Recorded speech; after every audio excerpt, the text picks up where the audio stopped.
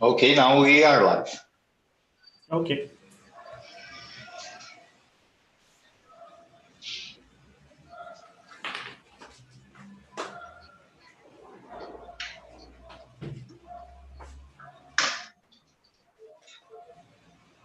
The link there is wrong. Just go to the channel so we can see the new live. I will change this information later.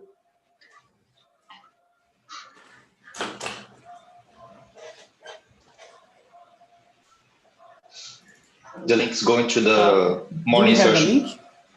Yeah, it's going to the morning sessions, but you can go to the Not channel on YouTube. Okay. I will type it there. Did you invite the people from the competition from LARC? I think it's up to Luis, but I think so. Okay.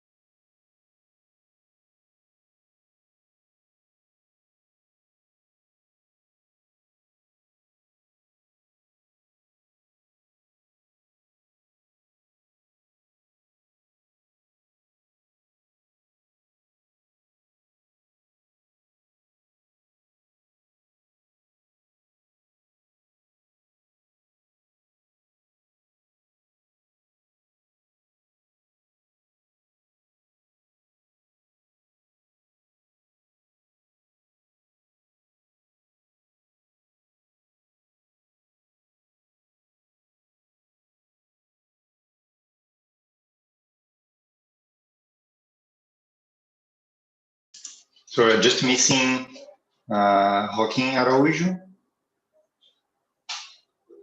The second and third presenters are already there.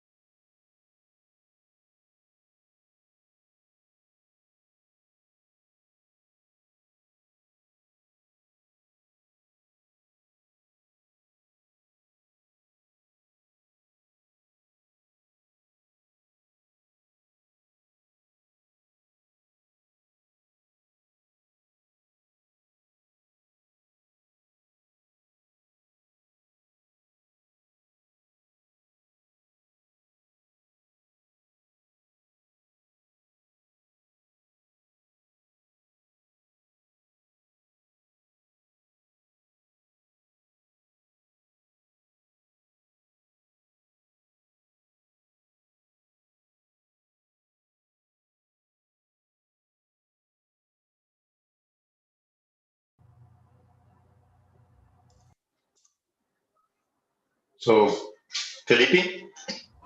Yeah, can you hear me? Yeah.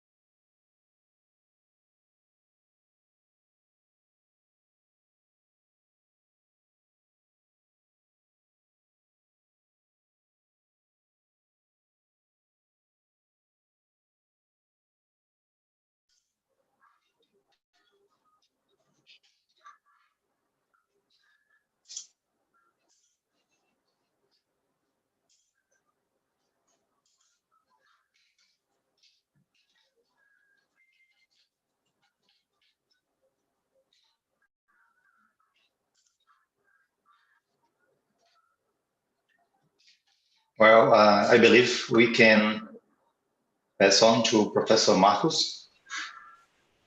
Okay. It's up to you, Professor. I will just finish the share here. Okay. So may I start? Yeah, of course. Okay.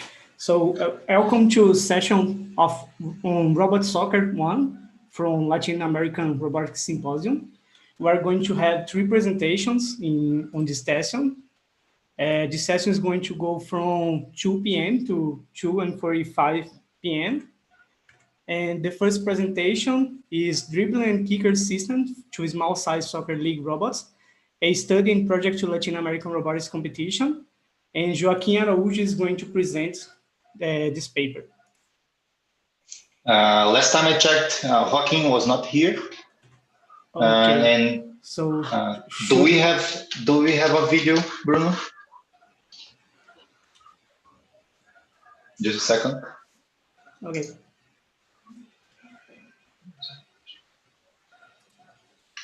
Dribbler and Kicker. I will promote Bruno so we can.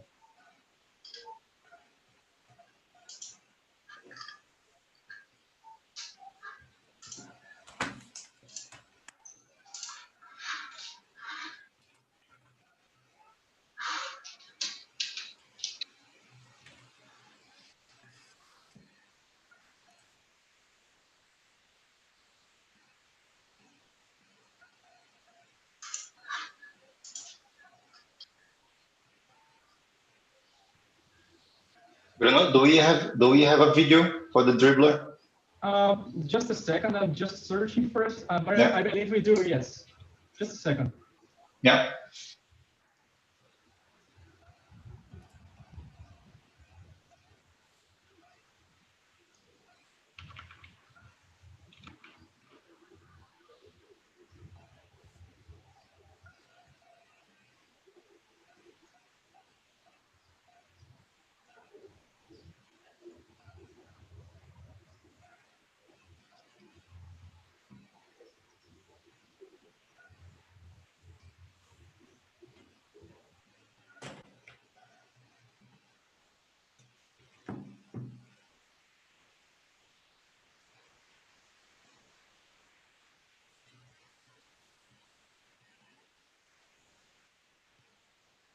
Well, actually, I don't think we have. Oh. I couldn't find it. Maybe we could wait for the end of the session. Yeah, I think so. Right? I think it's better. I think it's better to wait to see if he joins the conference.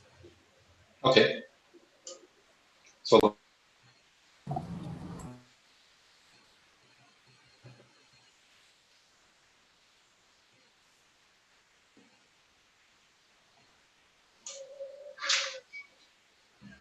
Professor, I think Bruno suggested that we proceed to the next presentation, and then maybe when we proceed. Then if he joins, he can present. Yes, yeah. Okay, yeah. Okay, it's a good idea. So let's go to the next presentation. Neural network for a curved kicking mechanism in a SSL robot from Francisco Arthur Bonfim Azevedo. Francisco, are you going to present, or do you prefer the video? Francisco?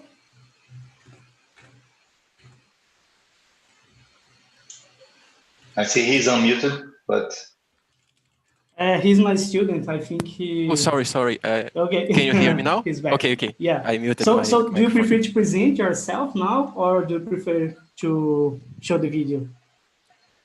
I prefer to show the video. Is okay? Okay, it's okay. Are you going to show it in your computer, or do you prefer the operator to show the video? I may show myself in my computer. Okay. Okay. So Go on. first of all, good morning to everyone. I'm Francisco Arthur Azevedo. I start the share screen now. Okay.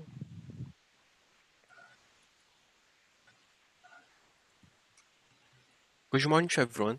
I'll present to you the work of the neural network to control a multiple angles kicker in Robocup Small Size League. I'm Francisco Arthur Bonfim Azevedo, and the co-authors of this work are the master's degree student Daniela Vaccarini, Professor Max Massimo, and Professor Emilia Villani. First of all, I'll briefly present the Small Size League and the Android team. The Small Size League is a robot soccer competition of omnidirectional robots with matches of 2 teams of 6 robots for the Division B or 8 robots for the case of the Division A. Generally, the robots have 4 wheels with several little rollers that allow the omnidirectional motion of the robot. The vision system is made of cameras positioned on the center of the field and vision algorithms, capable of identifying every robot due to a color pattern on the top of the robots. Important mechanisms present in almost every small-size league's robot are the dribbler, the kicker, and the ship kicker.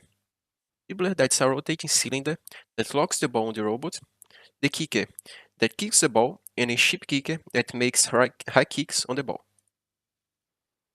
Now about the Android team. We are a Brazilian team of robotics, composed mainly by students of ITA, Technological Institute of Aeronautics, and in the project of the new robot, we proposed a new mechanism, a curved kicking device, using a Geneva drive, as you can see here.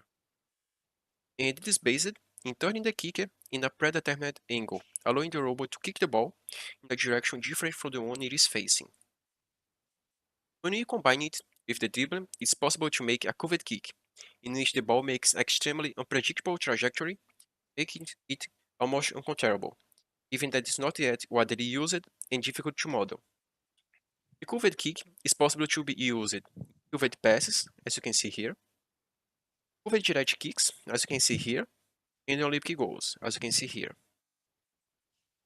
But to make that, the robot needs to determine the needed linear speed of the kicked ball, the angular speed of the dribbler, the direction of the robot, to make a kick aiming at the desired position called target. I'm sorry, can you hear me? Hi, Yeah. can you hear me? Yes. It's okay. I was seeing my video on the stream and the quality is really bad. May you pass it for me? You can improve the quality. For me, it's there. okay. Yeah, I already marked the option to optimize the screen. No, it seems better now. I continue the presentation. Try to play the video. Okay. Obtaining this is far from simple and it's the main motivation of this work. Okay, it's better now. Okay. Begin the modeling of the problem, we need to model a phenomenon called rolling friction. That phenomenon occurs because in the point of contact between the ball and the carpet, the ball is not perfectly spherical. There is some deformation. Besides that, when the ball is kicked, it starts slipping because of the high variation of its linear momentum in a small time instant. So that way, it slips in high speed until part of the kinetic energy is transformed in rotational energy, in part being lost due to friction. Starting the rolling movement, when it continues to lose its kinetic energy, now slower than before, until it stops. Here is illustrated the ball carpet interaction. Solving the movement equations of the ball, we obtain this equation. That is a nonlinear ODA, but may be solved numerically, with these initial conditions. As said before, to invert the problem so we could get the parameters linear speed, angular speed of the dribbler, and direction of the robot, be a complex problem. That motivated the usage of the neural network. As I said, we want to invert the problem, giving the coordinates of the target we want to reach with the ball, and then the network calculate the group of parameters, linear speed, rotation speed, and direction of the robot. A shallow neural network was proposed with a single hidden layer. To reduce the amount of data, a simplification was made. The robot is always in the center of the coordinate system, and the target is in the x-axis. For this, the position is rotated and translated. The number of neurons in the intermediary layer will be varied to choose the best combination time of training and precision, using the time of inference of the network and the mean error of the validation. Sorry, I'll take out the full screen to increase the quality of the video, sorry. Set as comparison parameters, as you can see in this table. The final number of neurons chosen was 40. An important characteristic noticed is that the time of inference is too big for a real-time application. Implemented in a real robot is needed to redo the network in a faster language as C++ in the future. A dataset was generated uniformly varying these three parameters and solving the equation of the ball's movement. The general characteristics of the network were three layers: one input, one hidden, and an output. The optimization algorithm was left-back marquard, the cost function square error, the activation function sigmoid for the hidden layer, and linear for the output layer. The best values of the mean square error after training may be seen in this table.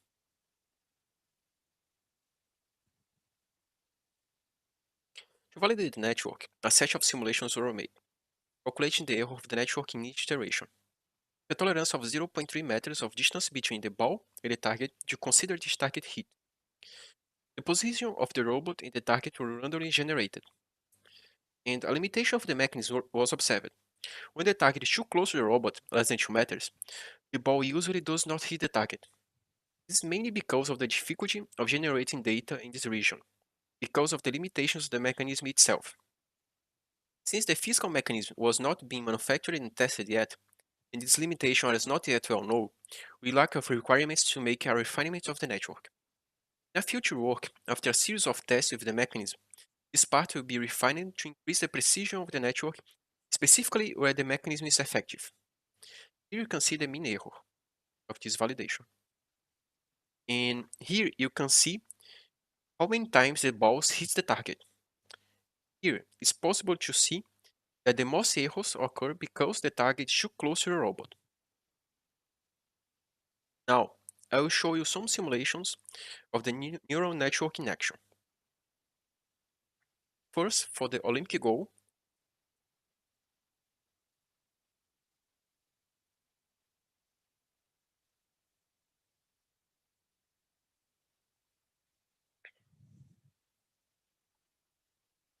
now the directed curved kick.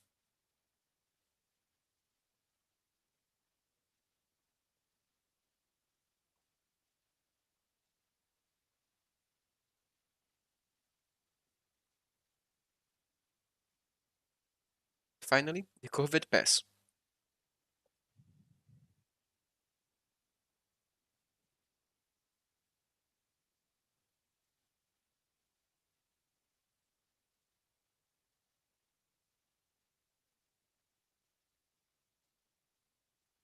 Finally, we can conclude that as the mean error of the neural network was less than tolerance, the results of the simulation show that the solution converged for a robot that was capable of autonomously deciding the parameters for a kick that hits the desired target.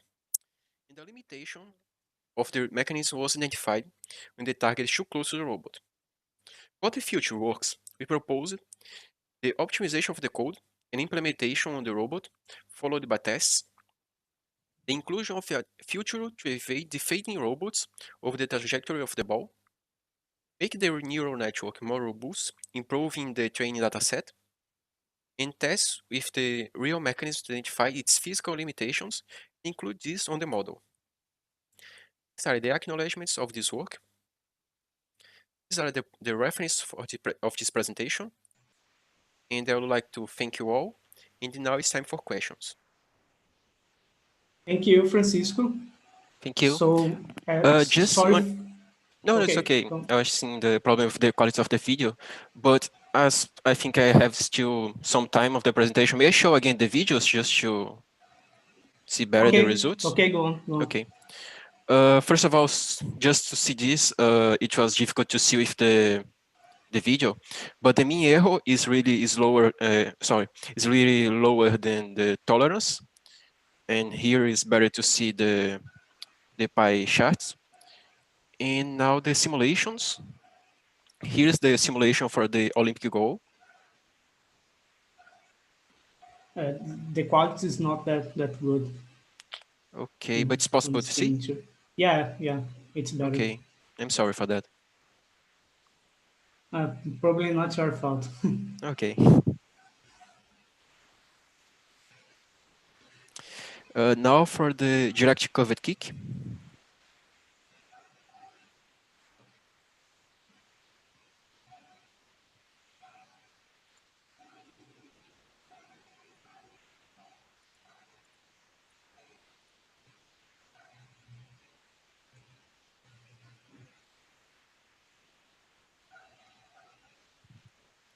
And finally for the covered pass.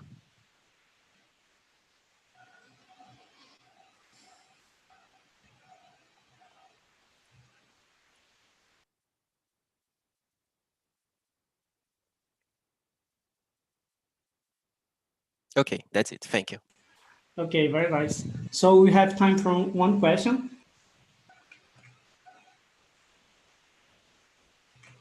Do you have any question from YouTube?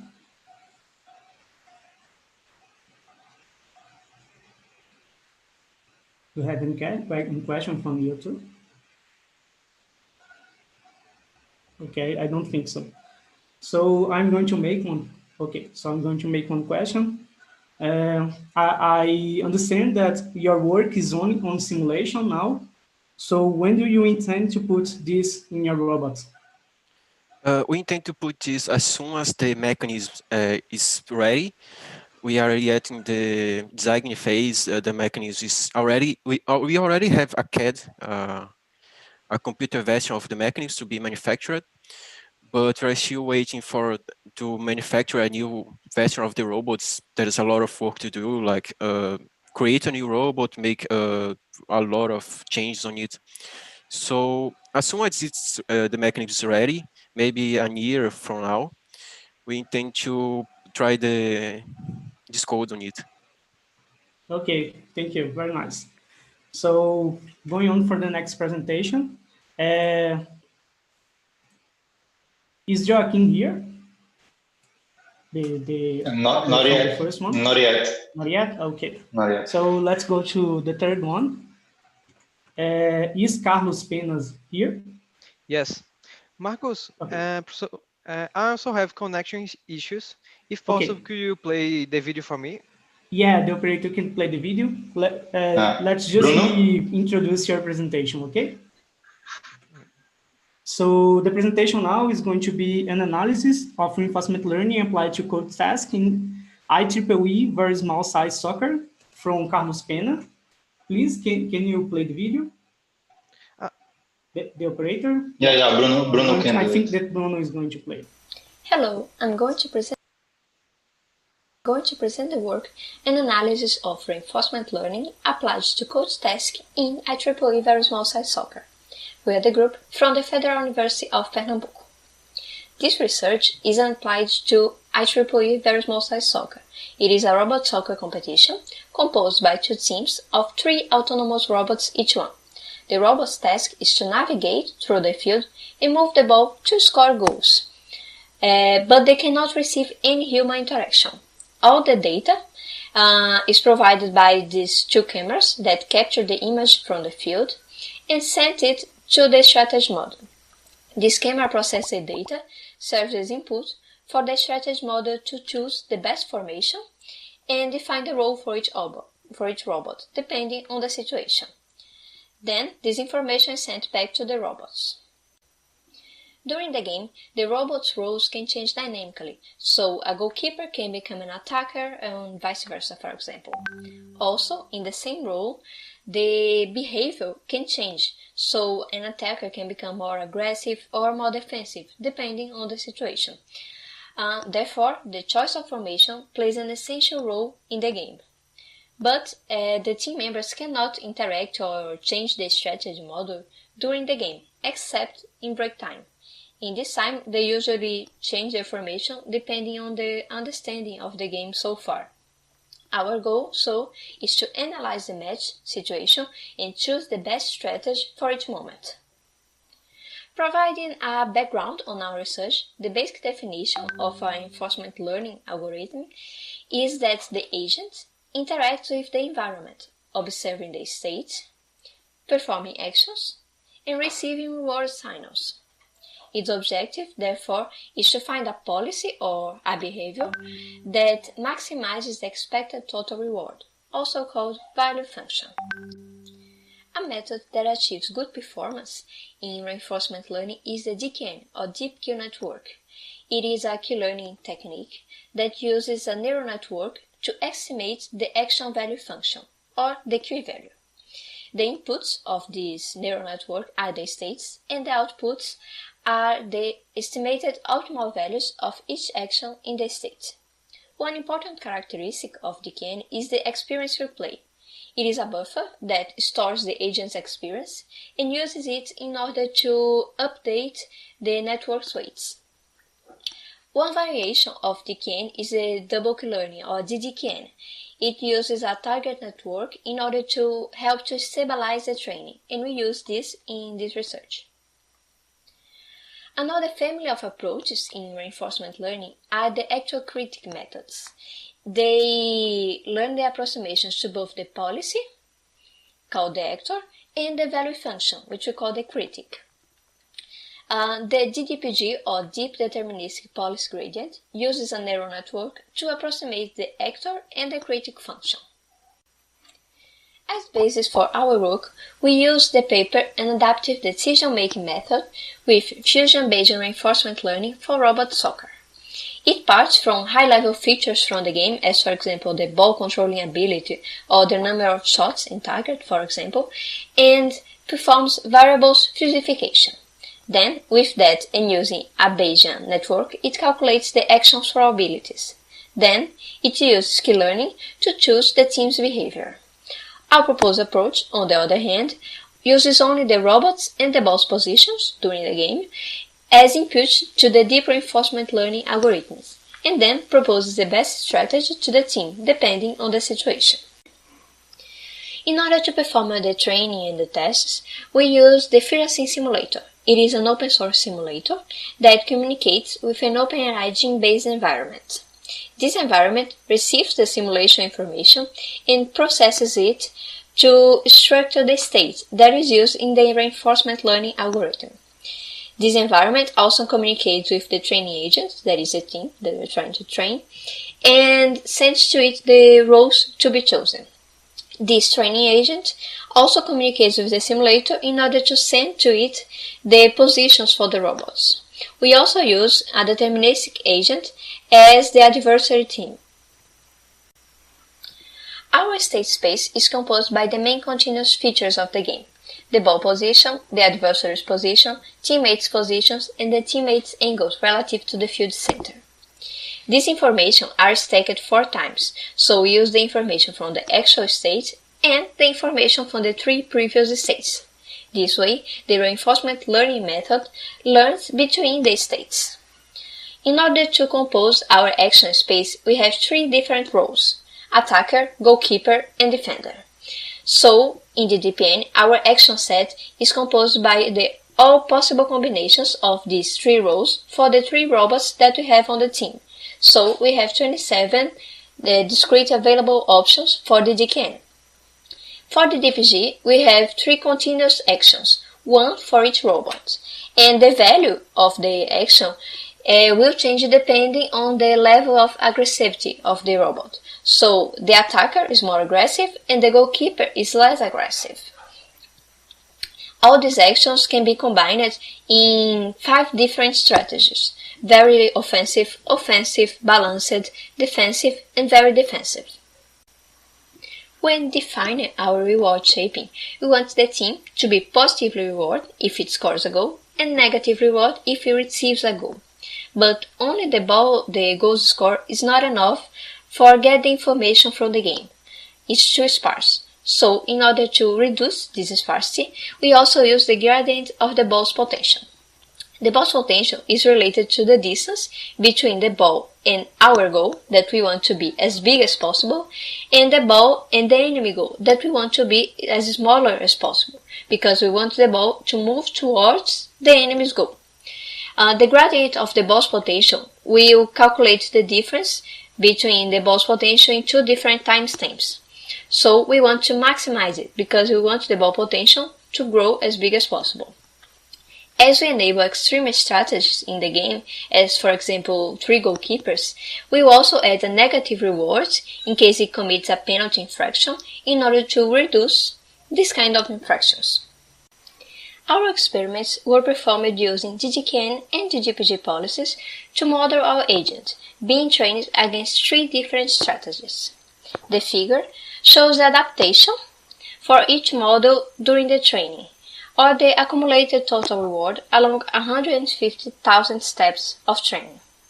Both DDKN and DDPG present rising curves, indicating that they learn a better strategy for each situation over time. This GIF here shows one of the behaviors learned by our team during the training.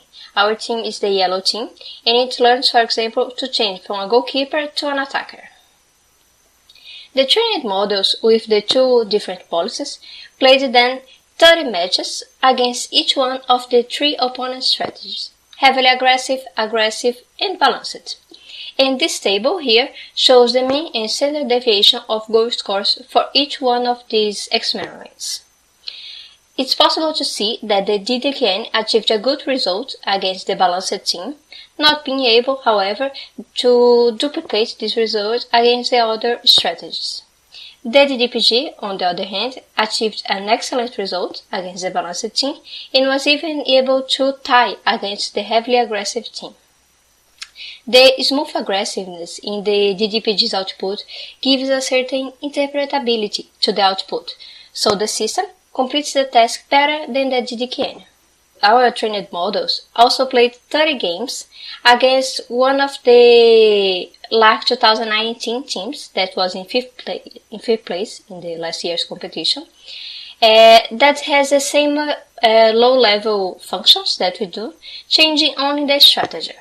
It's possible to see that even though the DDKN lost from this team, the DDPG was able to win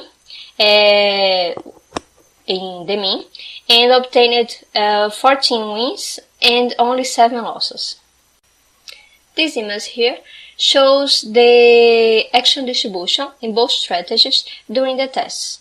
It's possible to see that an offensive strategy provides a better result than a balanced one. That happens because the attacker surpasses all the roles. Because of this complexity, it includes subtasks, so it makes it perform better. As a conclusion, we propose an end-to-end approach for the coach task in which a trained reinforcement learning policy chooses the most suitable formation. Our experiments show that the DDPG policy outperforms the team that obtained 50th place in LARS 2019, but our evaluation of each trained formation shows a restriction in the low-level actions taken by each player. For future rules, we aim to add more diversity to the set of predefined formations and to vary the controller settings and maximum robot speed. Thank you for your attention.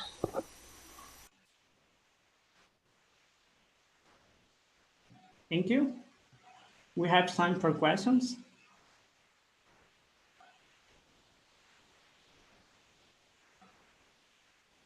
Do you have questions from YouTube?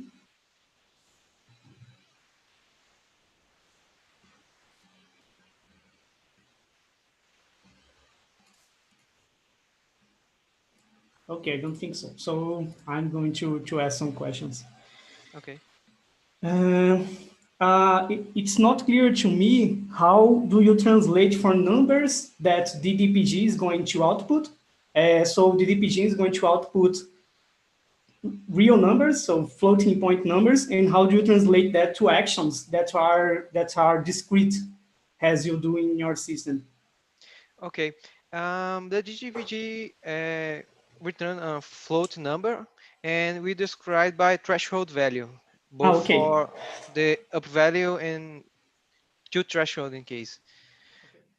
And so it's like 0 to 1, and you... Yes, in fact, to negative 0.3 and positive 0.3. Okay. And this threshold were defined by hand? Yes. They are hard-coded. Okay. Yes. Okay. Nice. You talked about three different opponents, so they are deterministic. They do not change during training, okay? That's right? Yes, well, during the training, we train against one team, after what the other team and other team. So okay. Every match is one static formation, but the training consists in changing a lot of formations. Okay, so you cycle through them. Yes, exactly. Okay. And didn't you try to specialize against a team, against a single team? Yes, we tried, but we find out that it's not good enough because not provided diversity of the all necessary formation to the learning algorithm. Okay, so it's like it was overfitting, and Yes, that was not we nice. find out Okay. that we play with the circle mechanisms helps a lot the diversity of the training. Okay, so I think we have a question here. The question is from Felipe Pinheiro, and he is asking if it outperformed the LARC 5010 in simulation tests. I think that maybe he's talking about the real robots or just simulation. Yes, we just tried this paper on its approach on simulator because the COVID-19 pandemic, we not able to test in real robots. Okay, But that makes we sense. also Yeah. aim to do it. Yeah, that would be nice. Yes. Okay, I think we don't have another one, so I'll ask a last one. So how frequent the strategy is changed? Do you try to change it every time, every time step, or do you hold it for some time? Well, we try a lot to change it, but we find out to change it every 4 time steps is a good number. We do not in the training we do not have problem like to change to robot being unstable.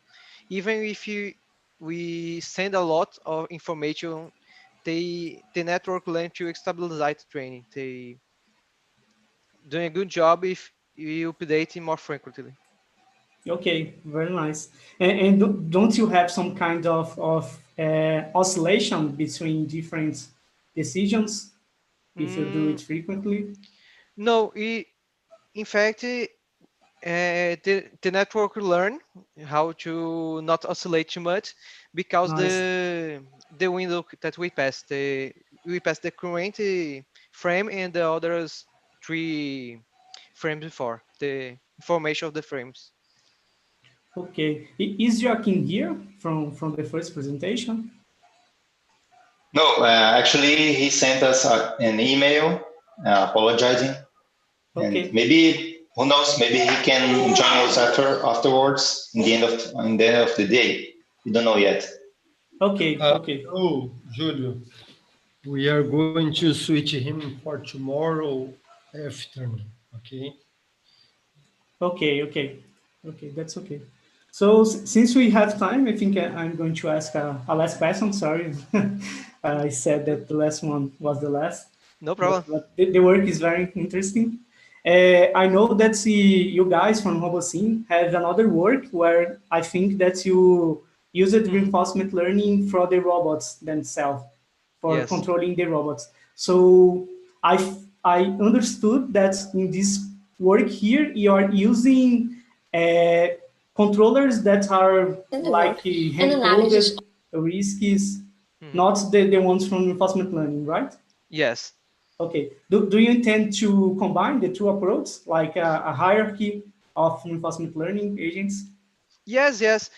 In fact, one of the things that we aim to do is to add more diversity of the number of the roles. Like attacker can be any kind of attacker, like attacker more offensive, less offensive, and also the attacker from the Hansen Clever paper that is the full deep learning, full Nice, very reinforcement nice. learning. We also aim to do it. Okay, very nice. I'm very excited to see this in working the competitions. Very nice. Thanks so much. Thank you. So I think that's it.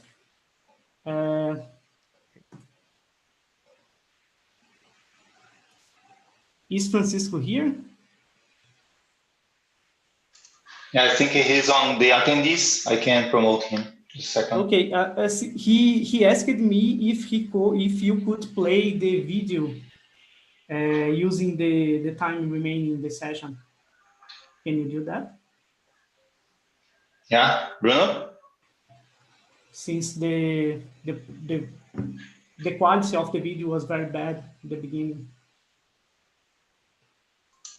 Yeah, I think Bruno can give it a try. Okay. I think it has less than 10 minutes. I don't know if Francisco wants you to play the whole video or just the animations. Maybe he can answer. People from staff. Okay, so for me, you can play the whole video. They told me that we don't have the video from him. I think you sent a link here on the chat.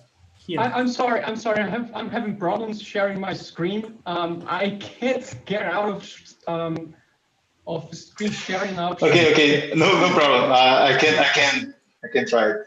And also, I can try too if. You were asking to play the video of Joaquin, right? No, Francisco. No, Francisco. The second one. I will do it, Bruno, and then we can fix your screen afterwards. Okay.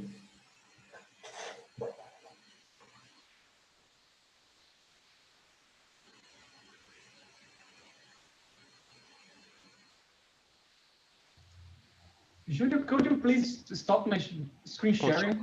Angles Kicker in Robocup Small Size League. I'm Francisco Arthur Bonfim Azevedo, and the co-authors of this work are the Professor Max Massman and Professor Emilia Villani.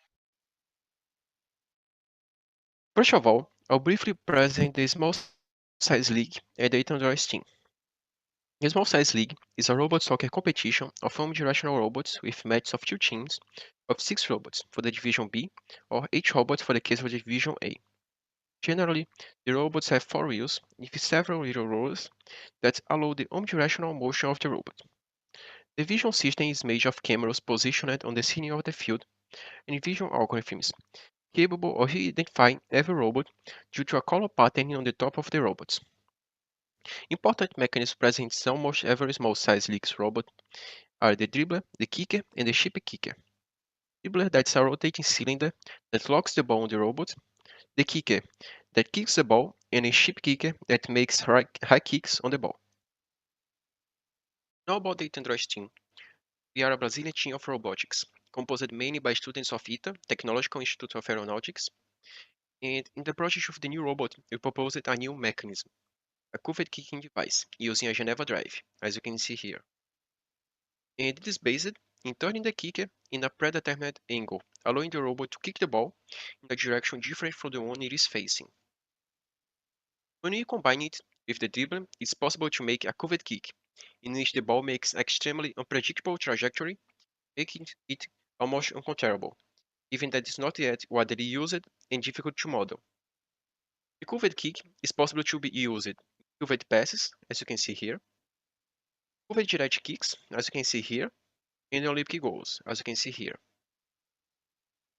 But to make that, the robot needs to determine the needed linear speed of the kicked ball, the angular speed of the dribbler, the direction of the robot, to make a kick aiming at the desired position called target. Obtaining this is far from simple and is the main motivation of this work. To begin the modeling of the problem, we need to model a phenomenon called rolling friction. That phenomenon occurs because in the point of contact between the ball and the carpet, the ball is not perfectly spherical, there is some deformation. Besides that, when the ball is kicked, it starts slipping, because of the high variation of its linear momentum in a small time instant. So that way, it slips in high speed until part of the kinetic energy is transformed in rotational energy, in part being lost due to friction. Starting the rolling movement, when it continues to lose its kinetic energy, now slower than before, until it stops. Here is illustrated the ball carpet interaction. Solving the movement equations of the ball, we obtain this equation. That is a nonlinear ODA, but may be solved numerically, with these initial conditions. As said before, to invert the problem so we could get the parameters linear speed, angular speed of the dribbler, and direction of the robot, be a complex problem that motivated the usage of the neural network. As I said, we want to invert the problem, giving the coordinates of the target we want to reach with the ball. And then the network calculate the group of parameters, linear speed, rotation speed, and direction of the robot. A shallow neural network was proposed with a single hidden layer. To reduce the amount of data, a simplification was made. The robot is always in the center of the coordinate system, and the target is in the x-axis. For this, the position is rotated and translated. The number of neurons in the intermediary layer will be varied to choose the best combination time of training and precision, using the time of inference of the network and the mean error of the validation set as comparison parameters, as you can see in this table. The final number of neurons chosen was 40. An important characteristic noticed is that the time of inference is too big for a real-time application. Implemented in a real robot is needed to redo the network in a faster language as C++ in the future. A dataset was generated uniformly varying these three parameters and solving the equation of the ball's movement. The general characteristics of the network were three layers, one input, one hidden, and an output. The optimization algorithm was Levensberg-Marquardt, the cost function square error, the activation function sigmoid for the hidden layer, and linear for the output layer. The best values of the mean square error after training may be seen in this table.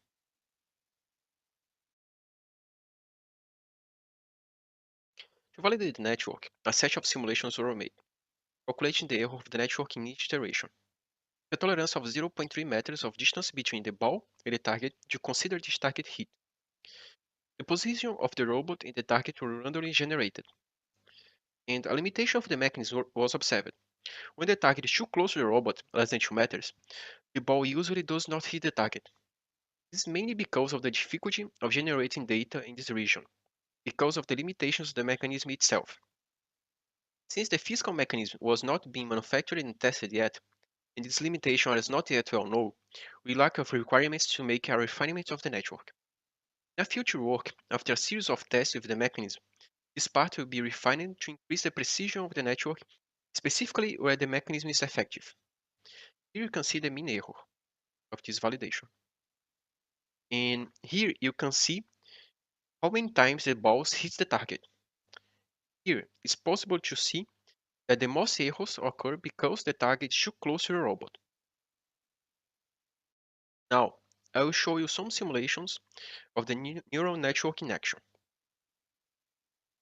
First, for the Olympic goal,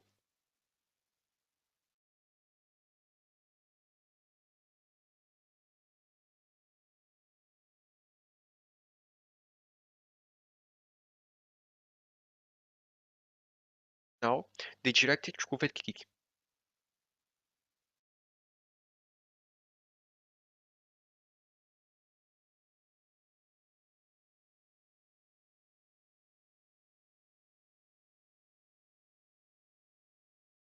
Finally, the curved pass.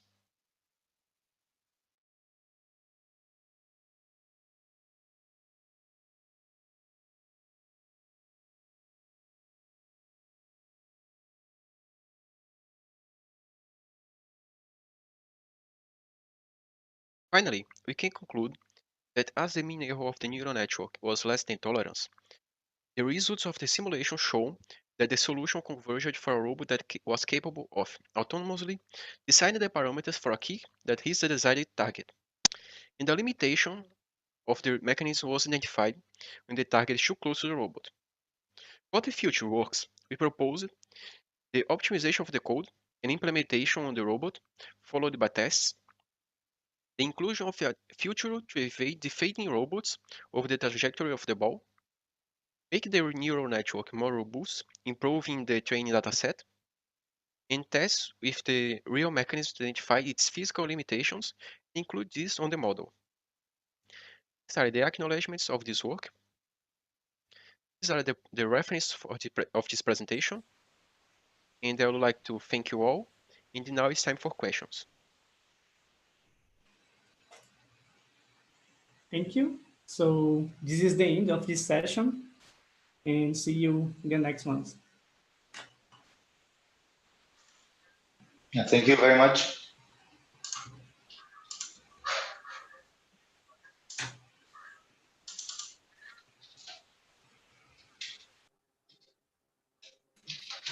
So we stay here. The next ones are going to be in this link.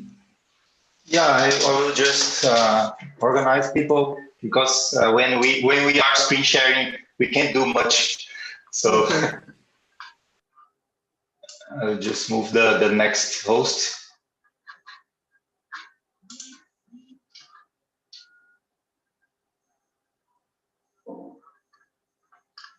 Professor.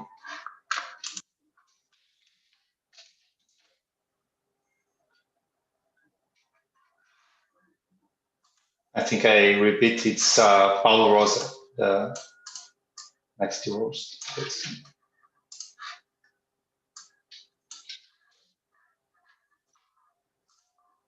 Professor Paulo is there.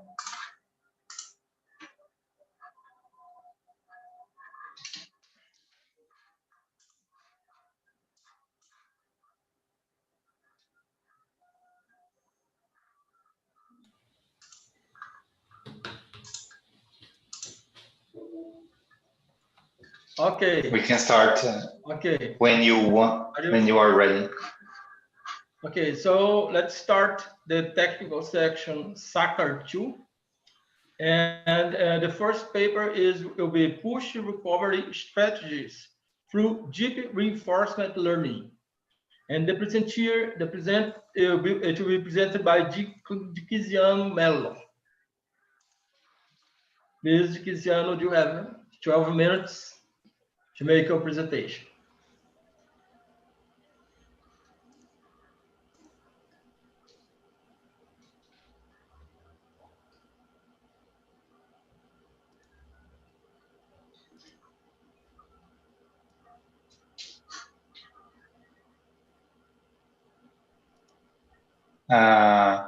Is that any problem? We can't hear you. I can see you. You are unmuted, but we can't hear you. All right, just a minute. Can you hear me? Yes, I can hear you, Max. I can hear everybody. Can you hear me? Yes. All right, all right. So I will tell you again. So we will just start the technical section, SACR 2. And the first paper is Push Arc Recovery Strategies through Deep Reinforcement Learning, that will be presented by Dickiziano Mello. So Dickiziano, you have around 12 minutes for your presentation. Okay, so could you try to run my video? Let's see if your quality is good, because I may be having some network problems. Okay, I think Bruno can do this. Yeah, it's Bruno. Bruno, can you try it?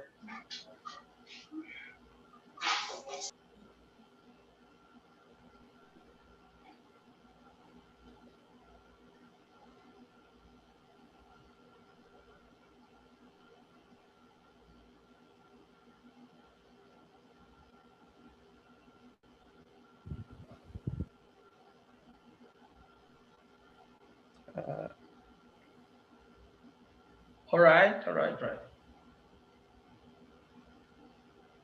I think that the audio is not coming out. No, the audio is all right. I can hear the audio of the presentation. Yeah. Yeah, presentation audio is not coming out.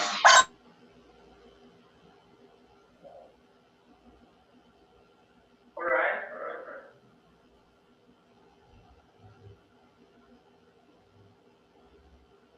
I'm sorry, just to confirm, are you hearing the presentation audio or not? I'm not. No, we're not hearing. I don't know. I'm having a little bit of trouble sharing my screen. I don't know why. Okay, so just it was a market to share computer sound. I'll just go start. I'm going to start over. Okay. Okay. All right, bro. Sorry for Hello, everyone. My name is Dixiano Melo. I'm going to present the work Push Recovery Strategies Through Deep Reinforcement Learning. I am advised by Professor Marcos Máximo and by Professor Adilson Cunha. We all are from Aeronautics Institute of Technology. The development of a robust biped walking engine is one of the biggest challenges in mobile robotics.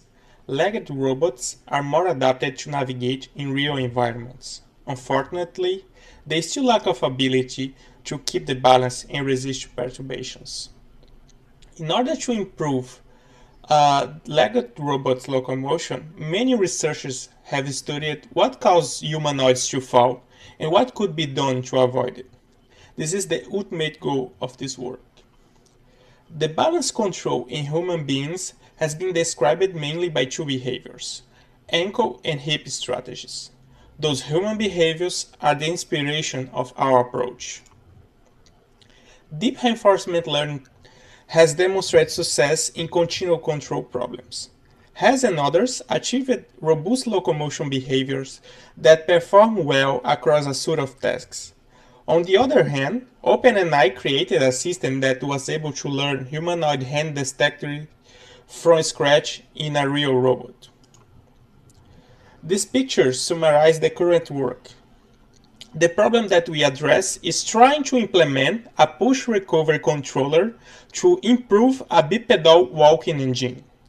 Given the success of deep reinforcement learning techniques in continuous control problems, this approach was adopted. Okay, first of all, let's understand deeply the human behaviors which inspire this work. Push recovery strategies can be described as particular multiple muscle synergies or strategies used to respond to postural perturbations. Those movements have been studied by physiologists for decades and are the target of many works which aim to improve humanoid robot locomotion.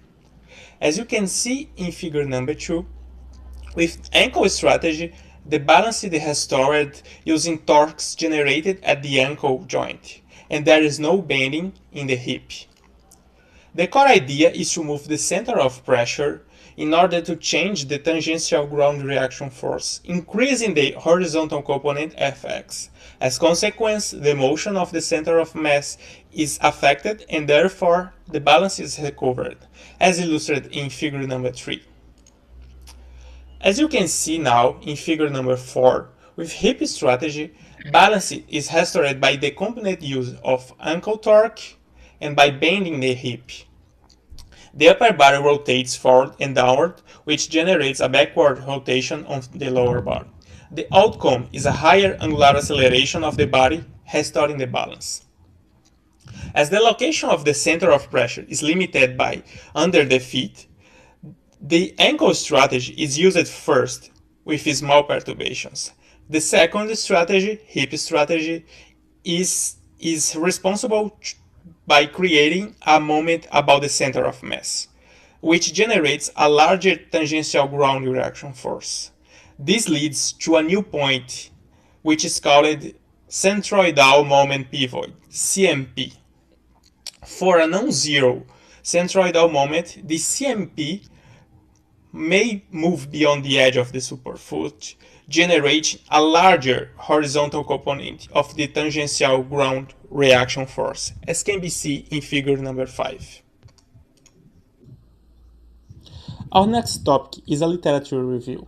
The first three works implement proportional and bang-bang controllers. Classical reinforcement learning is used to optimize parameters of such controllers. The fourth work, on the other hand, implement PD and bang-bang controllers. In this case, the switch between strategies is performed by a deep key network. Notice that those four works apply a reward signal related to the residual stopping energy, as can be seen in the last column. The fifth and sixth works are much more similar to ours. In those works, the low-level controllers are represented by neural networks, which are trained by deep reinforcement learning algorithms. The reward signal is represented by a sum of multiple objectives. Each one is defined such that the individual parameters are attracted to their target values, while degrading exponentially as getting further. In contrast with other works, the reward signal used in our work is much more agnostic, in a way that the learning agent was not aware of physical constraints related to the problem. The reward signal chosen is related to how many time steps the agent was able to survive. If the agent falls, the episode is over. It is called early termination. In other words, the longer the agent keeps its balance, the best. It explicitly reinforces the agent to keep going forward as long as possible, accumulating reward. Let's now describe our methodology. The environment for this work is the Robocup 3D Soccer Simulation League shown in figure number 6. As mentioned before, we applied the proximal policy optimization algorithm. Specifically, we used the OpenEye baselines implementation of PPO. OpenEye baselines is a set of right-quality implementations of reinforcement learning algorithms. For this work, in order to speed up the training processes, we used a cluster called Intel AI Dev Cloud. Our observation space, or state space, is composed by 39 elements. The features that compose our state space are shown in table number 2. In synthesis, the state space is composed by torso's angular velocity and acceleration, by the foot pressure sensor data, by the joint positions, and finally by the height of the center of mass. Equation number 1 describes the final action. Y hat is the raw output of the neural network, which is clipped from -1 to 1. We map the value y hat from the range -1 to 1 to the range of each joint, which is represented by table number 3. We are using an actor-critic version of the PPO algorithm. For actor and critic role, we use the architecture of the neural network represented in figure number 7. The design of these experiments deals with the credit assignment problem, how to distribute reward among many actions. First of all, we added an external perturbation to the agent. Roughly speaking, we periodically push the agent. As Robocup 3D Soccer Simulation League has no support to directly add external forces, we used the ball to push the agent. Firstly, we changed the ball physical properties. The radius of the ball changes from 4 to 10 centimeters, and the ball mass was changed from 26 grams to 1 kilogram. As mentioned before, the reward signal is related to how many time steps the agent was able to survive. If the agent falls, the episode is over. There are two experiments, joint position linear learning, JPL, and walking stabilization controlling, WSC. Joint position learning learns directly the position of each joint. On the other hand, the output of walking stabilization controller policy is summed with the current joint positions computed by the walking engine, as if they represent corrections to the walking pattern. In synthesis, JPL learns directly the pose of the agents to keep it stabilized, while WSC learns the correction to restore the balances. Besides that, for WSC, we engineered the initial position of the agent as similar as possible to the walking pose. The idea was to make the learned behavior as close as possible to the walking movement. The best evaluation for those tasks is the duration of each episode. As an episode ends when the robot falls, the evolution of the average duration of each episode indicates if the policy is achieving the desired behavior. In figures number 8 and 9, it is possible to perceive that the average duration of the episodes increased drastically. Those figures were produced from 12 training sessions repeated in the same conditions. Figure number 8 for JPL and number 9 for WSC. Now let's see videos of the training sessions and the results.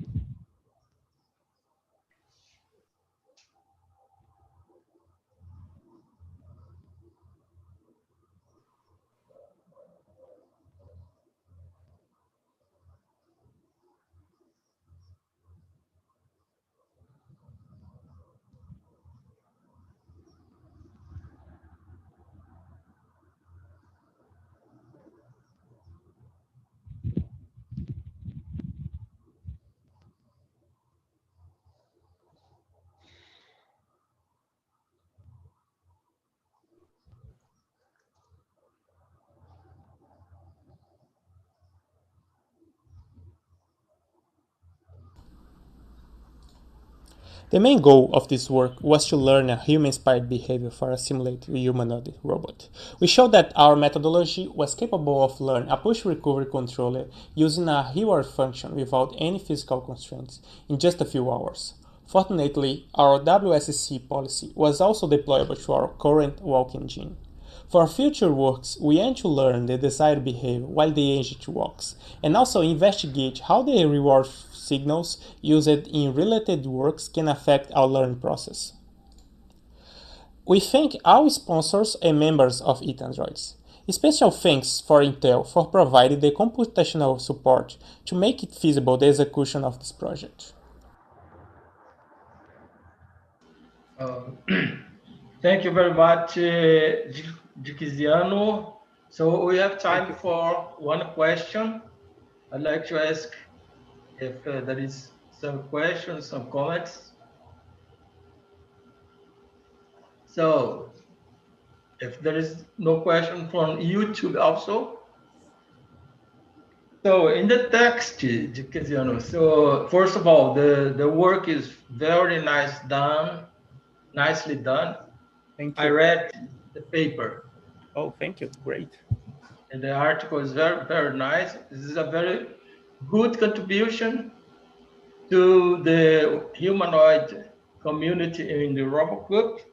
But I would like to know that before you said in the text that before you tried this architecture, you have tried some other topologies to find the hyperparameters that are adequate for these results. Could you tell us about this? Because I couldn't see in the text and in the presentation anything about that. You just give us the good solution. Okay, so great question. To be honest, the great part of this work was trying to find a good set of hyperparameters in order to achieve the desired behavior. So as a student, I have access to a cluster which I've mentioned. It's called Intel AI Dev Cloud. So I can run many experiments in parallel.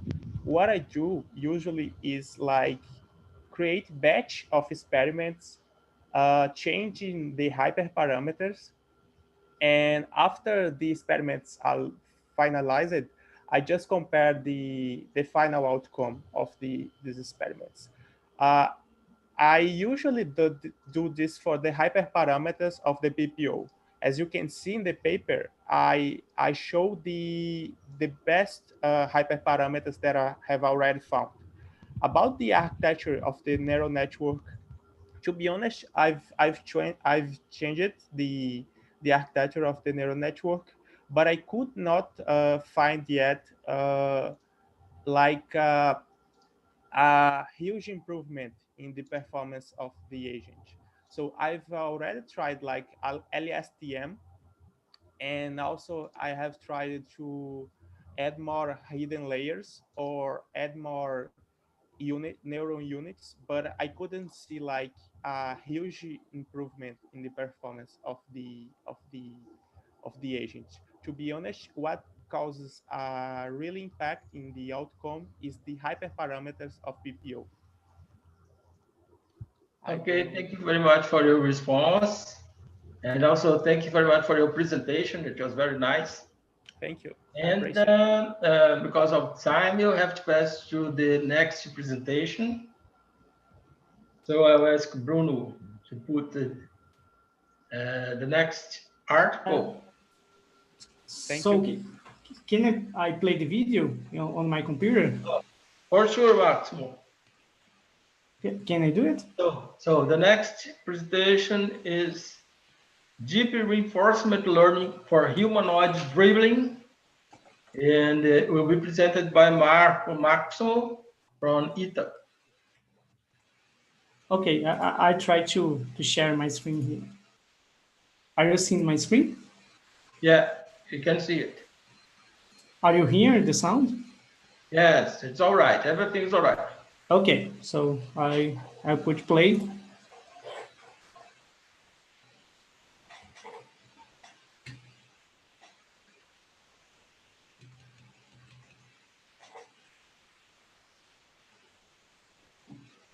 We are not hearing you, Massimo. Okay, maybe it's some kind of configuration. Yes, I think you should go to somewhere and share sound. Okay. Yeah, found it. Hello, I am Professor. Is it working now? Professor Marcos Massimo. I'm going to present the work. Is it working? Yes, I think so. Okay. Hello, I am Professor Marcos Massimo. I'm going to present the work Deep Reinforcement Learning for Humanoid Robot Dribbling. This work was the master thesis of Alexandre Musil. I am Marcos Massimo, and Professor Takashi Oneyama also collaborated on this research. We are from Aeronautics Institute of Technology. Now beginning with an introduction, Robocup 3D Soccer Simulation, or Soccer 3D, is a simulated robot soccer competition with teams of 11 agents. As you can see here on the right, we have this simulation of a soccer field with humanoid robots as agents. So the agents here is based on the now humanoid robot, and the simulation uses a high-fidelity physics agent which simulates rigid body dynamics precisely. Then if you want the robot here to make a basic action, such as walking or kicking, you actually have to use control algorithms as you would need with real humanoid robots.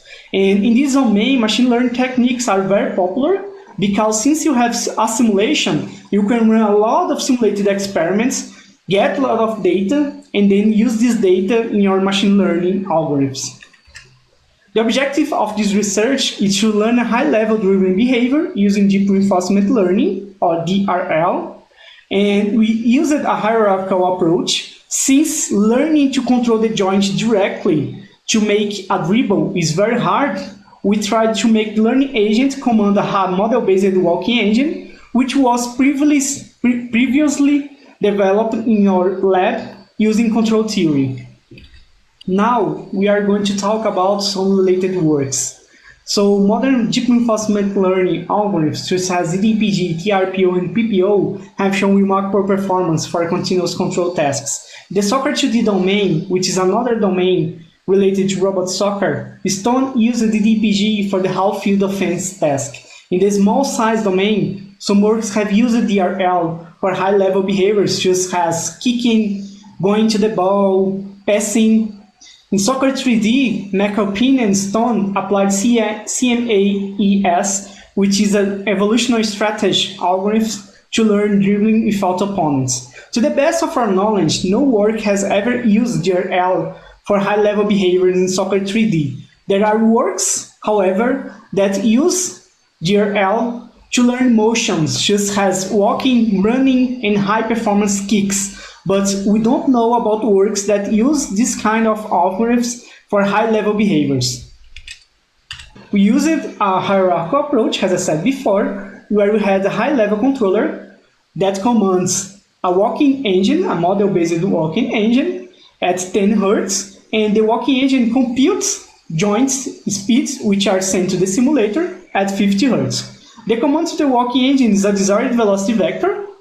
So we have a forward speed in the local coordinate system of the robot, a sideways speed, and a turn speed. This makes this engine what we call an omnidirectional walking engine.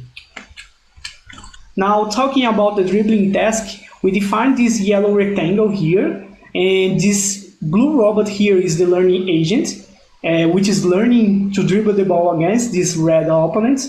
And the red opponent uses the same strategy that Androids uses in competitions. And the idea is to have this blue agent to dribble the ball to the right edge of this yellow rectangle. If it does so, we declare it a success. And if the red agent dribbles the ball to the left edge of this rectangle, we declare a failure. Here we show how we model this task in a reinforcement learning framework. So about the state space, we use the torso's pose, the x, y, and z coordinates of the torso in the global coordinate system, and also the yaw angle. The torso's velocity, here we are not talking about the commanded velocity, but a measured velocity of the torso, the relative x-y positions, or the ball position with respect to the agent, the opponent position in the agent coordinate system, the ball position in the opponent coordinate system. We also use some distance, the distance between the ball and the agents, the distance between the ball and the opponents, and the distance between the opponents and the agents. About the action space, it's just the command to the omnidirectional walking engine. About the reward signal, so we have a lot of terms here because we could not make the agents learn without a lot of reward engineering. Some terms here were inspired by other works, but some terms we just found out using a lot of trial and error. So the first term here, it rewards the agent if it's getting closer to the ball. The second term rewards the agent if it's close to the ball. The third term punishes the agent if it gets closer to the opponents. The fourth term here rewards the agent if the ball is moving in the intended dribble direction or to the right in the figure I presented in the last slide. And the three last terms here, they are related to the ending of the episode. So if the episode ends with the agent completing the dribble, we give a lot of reward to the agent. If the opponent complete the dribble, we give a lot of punishment to the agent. And if the agent fell, we give punishment to the agent. Even with the hierarchical approach, this task is hard for reinforcement learning. If we start with a random policy, the agent has a very low probability of touching the ball and get a high reward.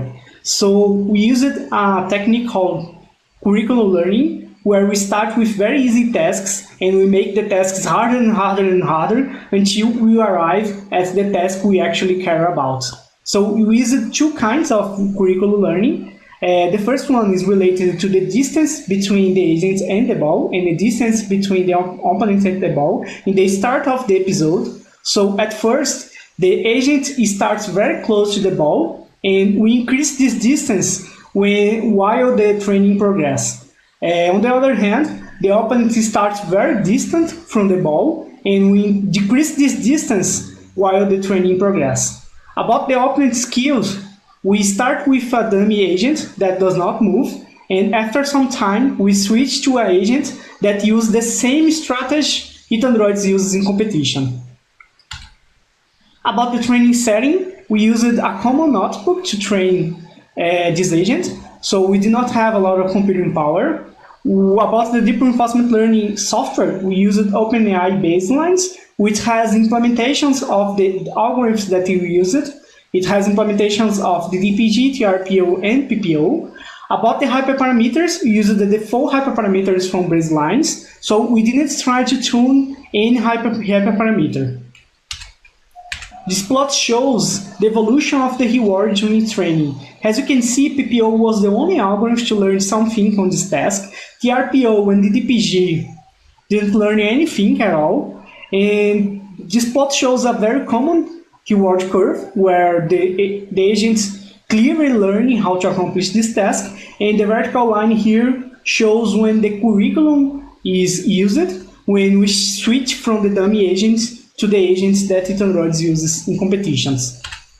This plot is very similar, but it shows the episode length during training. As you can see again, TRPO and DPG didn't learn anything in this task, and the episode length is getting higher because the agent is learning not to fall down during the training. Regarding a final evaluation of the learning policy, we have the results here. So we have the learning agent and we have the baseline agent, which is the agents Android use in competitions. As you can see, the success rate of the learning agents is a lot higher. It's 68.2%, which shows that the learning agent learned how to outperform the baseline agent. And about the average duration of the dribble, the learning agent takes less time steps to execute a dribble. So the learning agent not only has a higher success rate, but it's out faster in dribbling than the baseline agent. About the conclusions, the agent learned a dribbling policy that outperformed our hand-coded agent. PPO was the only DRL algorithm to effectively learn. However, we have to mention that we did not try to tune a hyperparameter. Probably, with a tuned hyperparameter, the DPG and TRPO would learn something on this task, because this task is hard, but not that hard. So we expected that TRPO and DPG would learn something. For further research, we could use self-play instead of a fixed opponent, and we believe by other works that with used self-play, we could achieve an even better policy than the one we got in this work. Moreover, we intend to learn additional high-level behaviors such as goalkeeping. Musio acknowledged CAPS for his scholarship. Takashi thanks CNPq for his research productivity grant. The authors thank Android's sponsors.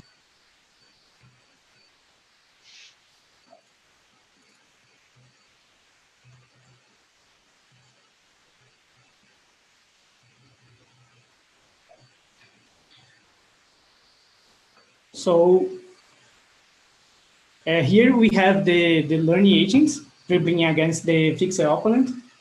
First, the video shows some success, then the video shows some failures. And we usually give some human understanding to what the agents actually learn. So it looks like the agents learn to block the red agent from getting to the ball. It actually doesn't know what is to block another agent, but it looks so. It's very nice. So if you see when the red one is going to get to the ball, the blue agent, it looks like that it's trying to block the path from the red agent to the ball.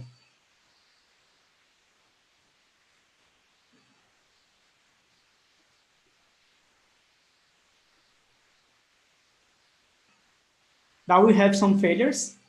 So in deep learning, we usually have agents that learn how to do very well in average, but they are very dumb sometimes. So there are some times that the ball is in the front of the robot and it does not accomplish the dribble. So now the ball is on the front of the robot and somehow it just gets crazy and goes away from the ball.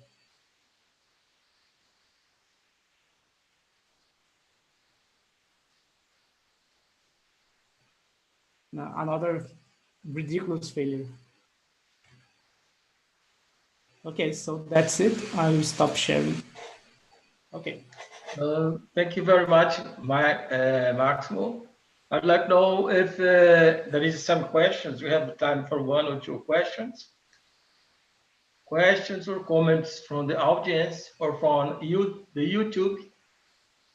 Is there any question, any comment?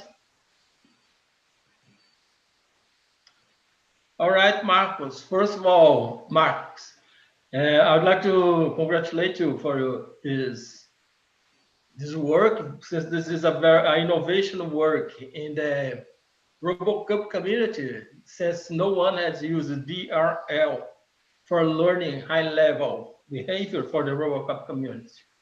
But do you use the 3 approaches of DRL, the GGPG, GRPO, and PPO? Finally, PPO, since you said it was the only one that achieved some training, some good results.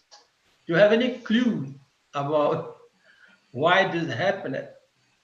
So PPO is actually a better algorithm. So in the literature, PPO usually has better results than TRPO, and DDPG is one of the first algorithms that were from deep reinforcement learning that worked with continuous control tests.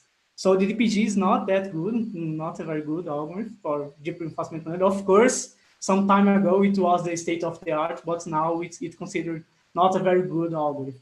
So PPO is actually the best one, but we didn't expect this work was the first work in our group to use deep reinforcement learning. So we were like testing this algorithm to understand better how we produce them. So this is the reason why we tried 3 algorithms, and the last works from our group only use PPO. We do not use DPG or TRPO anymore because PPO is the best one. But we believe, as I said in the video, that TRPO and DDPG should learn something, but we didn't try to tune the hyperparameters. And probably this is the reason why it didn't learn, because TRPO and DDPG have learned hard tasks in continuous control problems. So we expect that this task is not that hard. So it should work too. All right, thank you. Any other question? So I expect to see these results applied in the next 2 competitions, and also in a whole group of the Robocup team of Humanoids. Congratulations. Thank you very much. Thank you. So we are going to go to the next presentation. The next presentation of the session, that will be the last one.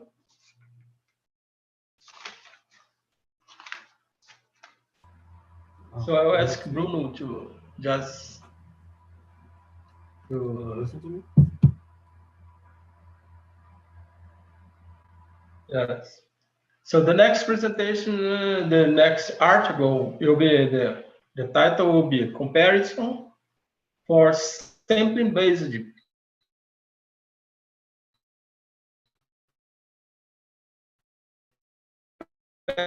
Learners for Robo Felipe Pinheiro. Can everyone listen to me? Yes, I will listen. Okay. But I cannot see the presentation. Okay, I will share my screen.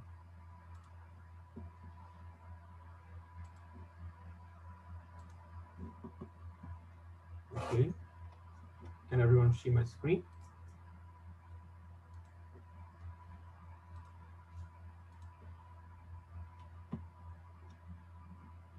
Is everyone listening to me? No, the presentation is all right, but the sound. No, I didn't start playing it yet.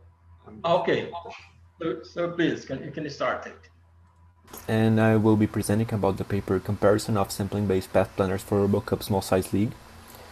The authors of the paper are Felipe, Marcos, and Takashi. And first of all, I will be explaining about the outline of this work, and we will start with the introducing the problem and our motivation. After that, we will explain the background, knowledge for this, and the simulation that we did in order to achieve the results that we are about to discuss. Finally, we will get to the conclusions and the acknowledgements, citing our most important partners for this work. Introduction. We are part of a robotics team, 8 androids, and we compete in the Robocup Small Size Soccer League. You can see a robot picture in the right and the omnidirectional four-wheeled robot, which has its top view shown in figure B. So in this competition we have a path planning problem with short planning time requirements, and because of that our motivation as the league, we would like to compare recent sampling based approaches for path planning problems and to check which one of the approaches has the best performance comparatively to the other reported approaches. So as a basic literature review, initially in 1998 RRT was proposed as a initial path planning solution, and the extended execution RRT was an improvement of RRT in 2006. It's a very widely used algorithm throughout the league. Also, as of 2010, there was a big enhancement over all the path planning algorithms. So we can cite RRT star in 2011 by Frazzoli, Jason and Pavone in 2013 with fast marching trees, and batch informant trees in 2014 with Gamel. In 2019, we have a comparison of A star and dynamic visibility graph in the context of the league by Tony Dundell. And finally, we have many reports telling us about the use of path planning solutions across different teams in our league. Following now the background, we have to present the path planning problem. So there are two basic approaches. As we talk about path planning, we can approach the problem as a graph-based path planning or a sampling-based path planning. We would divide the state space into two parts, the obstacle space and the free space. And our main goal is to find a path connecting an initial state to a goal state. And the optimal path planning problem is, of course, to attempt to find the best path in terms of length. It's a optimization problem, and the path must also be a feasible path. Therefore, it must not cross any obstacle. The first algorithm that we are going to talk about is the RRT. RRT has a characteristic of the goal bias, which is basically the probability of your tree to grow towards the goal. You can check the main two steps of RRT in figure A and B, and there is a improvement of RRT in ERRT, in which there is a waypoint bias. Therefore, the author suggested us to use a bias towards previous solutions. And finally, in 2011, the RRT star was a suggestion to create a asymptotically optimal approach, in which you can see in figure A, B, C, D, and E.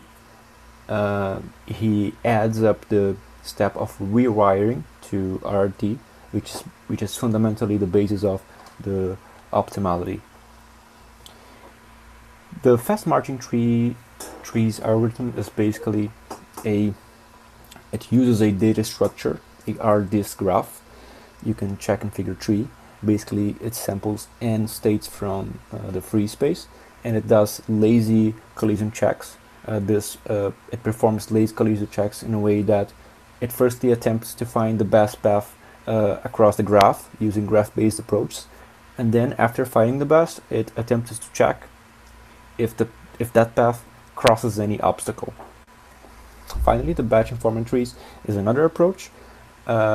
Also uses the idea of graphs and graph search-based approach, but it uses samples from state space, and it iteratively creates denser graphs that they call it a batch, every batch is another graph that finds a path, and using that path it performs a construction of a boundary, elliptical boundary. This boundary is reduced iteration to iteration, reduced in terms of area, and it relies on the idea of informed search that you can check in the paper of Gamel. Now, the simulation experiment. For the simulation, we used the setup of this computer, and we also used the OMPL library. We tested the full implementations of all of these algorithms, and we created a modification of the OMPL base code, RRT base code, to test the ERRT performance in C++ language. And all the obstacles that we are about to simulate are static. Moreover, we created a Monte Carlo simulation with 10,000 iterations per metric that we are about to emulate. So this is the field, how we dispose of the field. So we created like 3 regions. One region as the initial region, other region is the obstacle region, and then finally the goal region. We randomly pick one initial state and one goal state in each corresponding region, and we attempt to create a path connecting both states. So as a result, finally we attempted to tune the number of samples of BIT star and FMT star, which was about 200 samples, and as the goal bias we elected 70% as a good number. You can check the plots of each one of the parameters and the performance in terms of success probability, varying each corresponding parameter. So in each situation we approached a number close to 100%. So per metric, the first metric is the success probability in terms of the maximum allowed planning time. The shorter the planning time is, the harder it is to get a succeeded solution. The second metric in figure C is the average path length. So the more time we allow the planner to perform, the shorter the plan, the shorter the path found is, due to convergence optimality. This is more clear for BIT star than for the other planners. In case of RRT star, the convergence performance is very poor. This is also very reported in the literature.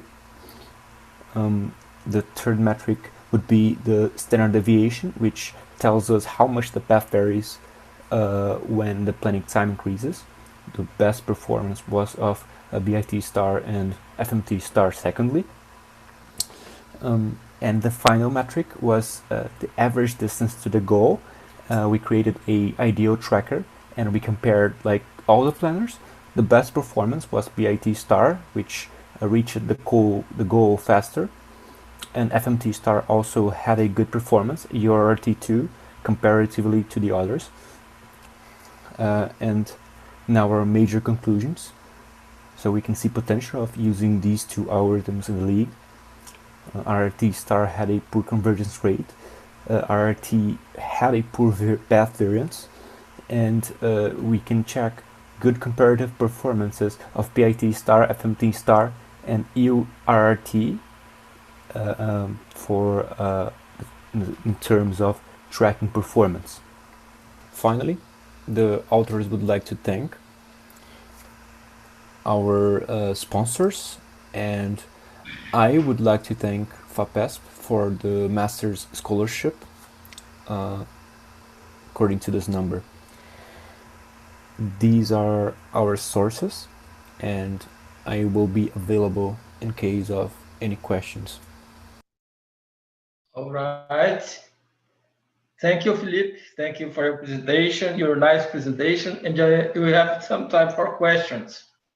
So if someone has questions from the audience or from the YouTube, you can ask now to Felipe.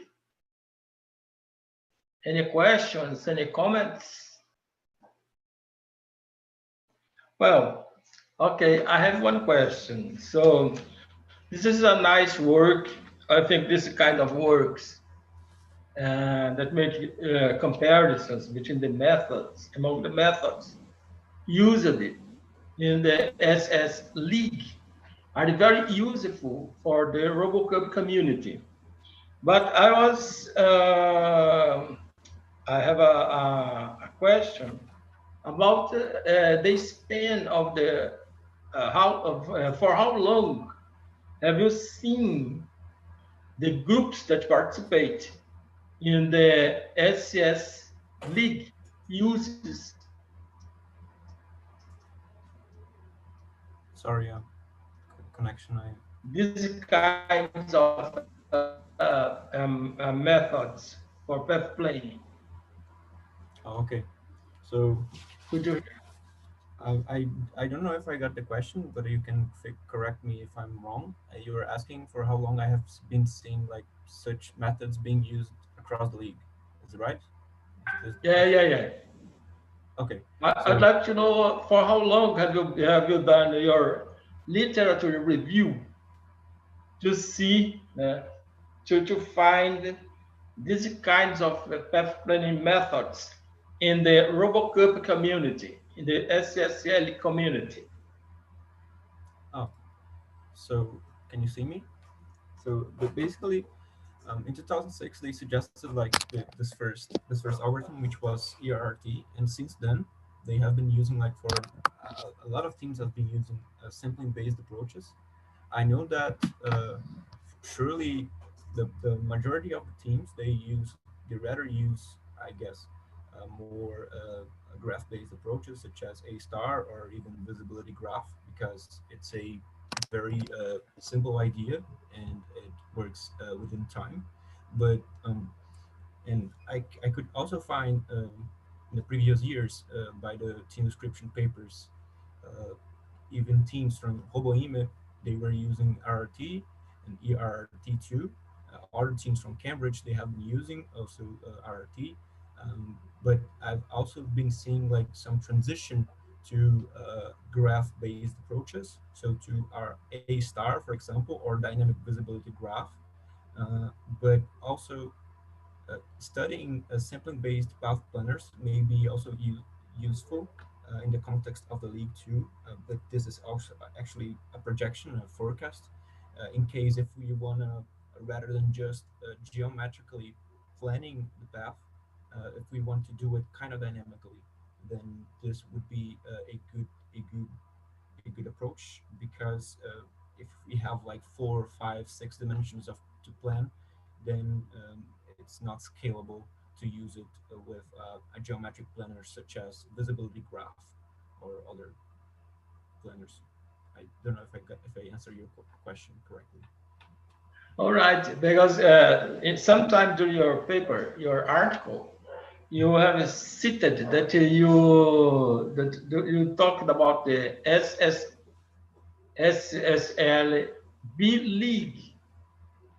So that I was curious to see if you also looked at some path planning algorithms from the A League, from the SSL A League. But of course, this you find a benchmark.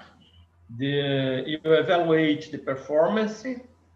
They do find that the BJT, FMT stars, they have a good performance within some range of applications. And the conclusion that the RRT star, and ERRT are poor. They have poor performance. This is a very good news for our team. No. We are going to try to improve this, and for many teams. So in this view, this benchmark is very useful, and I hope you can find some heuristics that can enhance the performance of the path planning algorithms. So as regards but you'd like to say something? As regards to ERRT, Actually, what I've been saying in my conclusions was like RRT and RRT star, they had like a poor path variance, which is really bad if we wanna do replanning, because in SSL competition we are always replanning and replanning again because the environment is dynamically varying too. So we should replan all the time. And RRT, as it has like a huge path variance, it's definitely not a good choice. So I would definitely go for other planners which converge faster, such as VIT star or FMT star. But ERRT, it had like a good um, tracking performance. It had a good path tracking performance because of the waypoint bias that makes your plans to be growing towards the previous solutions. So that's why I think that it had like a good comparative performances, even comparing to other optimal planners. All right, thank you for response. So we have another time for one question. Any questions for YouTube? Any question from the audience?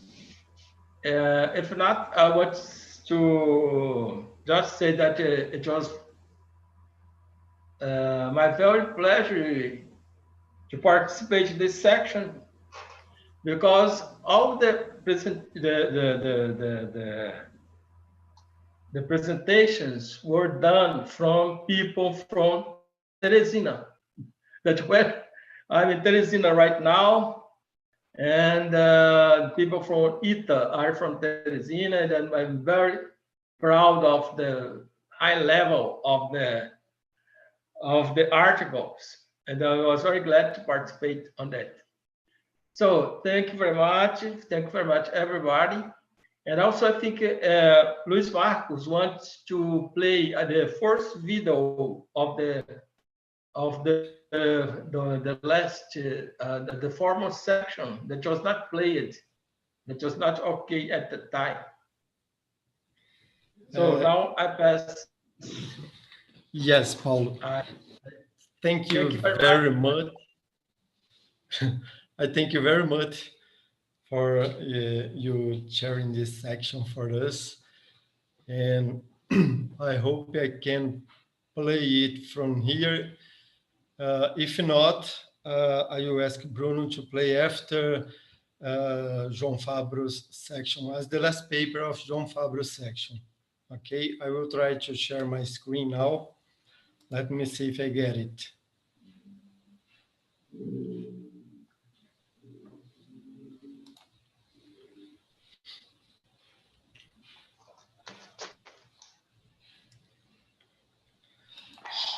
Hello everyone, I'm Joaquim from the Federal University of Pernambuco, and I'm... You have a sound there? Yes, it's all right. The sound's okay. Okay, here we go again. Thank you. Hello everyone, I'm Joaquim from the Federal University of Pernambuco, and I'm here to present the Dribbler and Kicker systems to small size soccer league robots, a study and project to Latin American robots competition.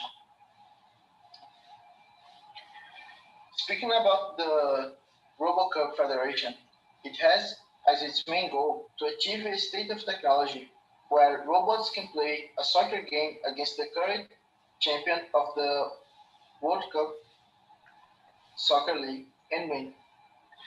The Robocup Federation has many categories, but today we'll focus only in the small size league category.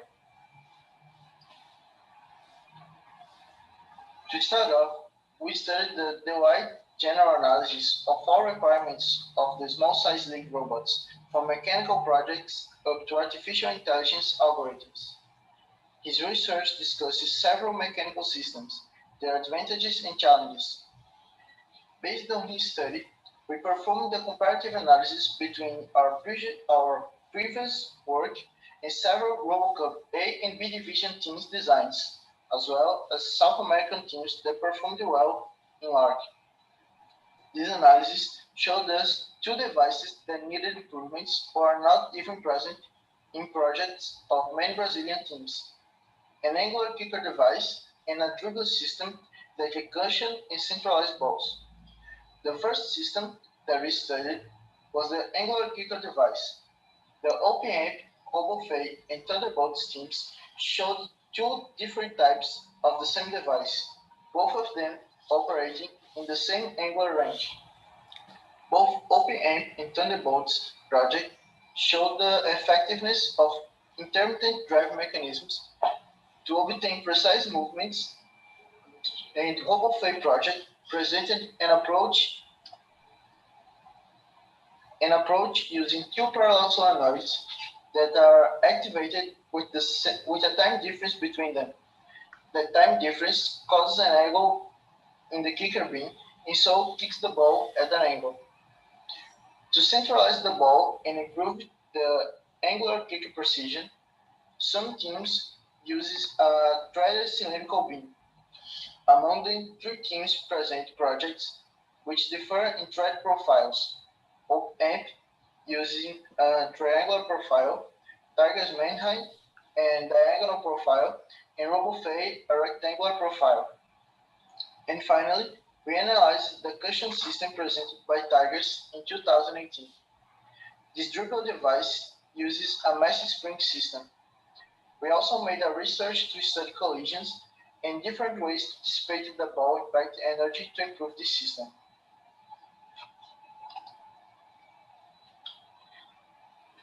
The Dribbler and kicker system development take into account extreme space constraints, considering that the robot uses 4 motorized omnidirectional wheels. It is important to note that this is a standard model of the small size link category. For the Dribbler, we define the reference of the orthodrome inside the robot 3D model. This orthodrome defines the maximum distance in the axis that can be used to design the Dribbler model. The next step for the construction of the Dribbler was to add a thread twist bar, thus transforming the rotational movement generated by the motor into a translational movement applied to the ball, using the principle of the endless screw, taking it to the center of the bar. Then, we determined the contact area with the ball and the pitch of the thread by pressing a painted ball on the dribble bar while it was at rest. With all defined parameters, we made 3 bar models using SolidWorks, each one of them using the profiles mentioned earlier, used by OpenAmp, Tigers, and RoboFay. For the development of the damping system, we studied the inelastic collision of the ball with the Dribbler system. We analyzed the kinetic energy dissipated by 3 springs in an inelastic collision and calculated the elastic constant that a spring requires to absorb the kinetic energy. After prototyping and producing, tests were performed with models on a fixed basis to assess the effectiveness in maintaining possession of the ball. Proceeding to the angular kicker device, the main objective was to apply a given angle to the kicked ball. Previous research reviewed 2 implementation types, using 2 solenoids or rotating the kicking device before kicking, using a Geneva drive.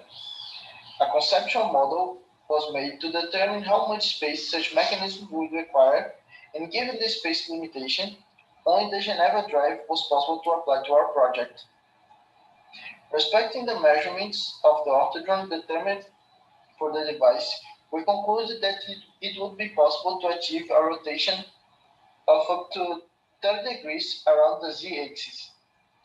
This measurement was then divided into 7 different positions, rotating 5 degrees between them.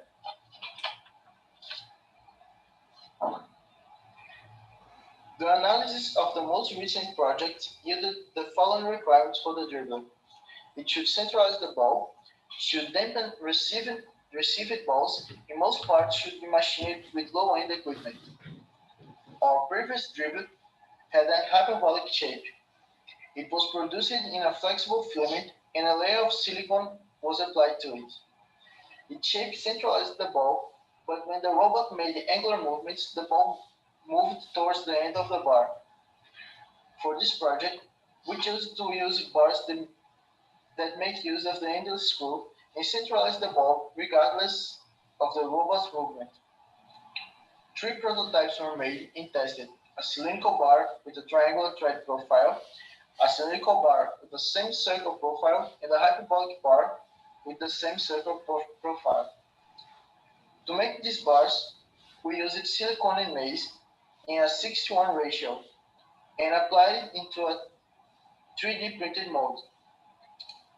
The silicone proved to be a suitable material because its deformation helped to improve contact with the ball surface. To cushion received balls, we designed a mass spring system based on the target solution to be implemented in 2 parts made from aluminum for easy machining. One part is fixed in the robot shell, while the other holds the dribbler. These 2 parts are connected by a rolling bearing and a spring, as you can see in the image. A second design exchanged the metal spring by a polyurethane sponge fixed in a slanted undercut between both parts. This yielded a more robust system with better machinability. This design also allowed space to incorporate the chip kick actuator below the dribbler beam. The cushion system reduced lateral space previously occupied by the transmission belt. The new model transferred the transmission to the center of the bar, connecting the belt to a 3D printed pulley. The diameter of the pulley plus the thickness of the belt reaches a total of 17 millimeters, which is exactly the diameter of the bar, therefore not affecting its functionality. Moving to the angular kicker, we obtained from the model a drive wheel radius of 90 millimeters. Given that the angle between steps is 5 degrees, we calculated the distance between the drive shaft and the wheel center. We chose a 208 BYJ 48 stepper motor with this device. Stepper motors are generally not used in this case because they are slower than servo motor. However, as in this case, the kick position will need to be defined before the kick itself, speed is no longer a factor to be considered. Another factor is that the stepper motor also presents superior precision in its angular movement. The Geneva drive was modeled to be printed in ABS, given its superior mechanical qualities and lower costs. To evaluate the effectiveness of the cushion material in the dribbler system, we performed simulated impact tests in each developed models. For both models, a stress test was performed to verify the maximum potential energy that the model would be able to dissipate during the impact. To test the kicker device, 2 solenoids were used. The first one was a Solitech D-series solenoid, and the second one was a flat solenoid specifically designed for this project. This new solenoid was necessary due to the lack of space caused by the chip kick and the angular mechanism. This flat solenoid was based on the research made by Robocup team and uses a 1020 steel alloy that is more adequate for the solenoid stator and piston.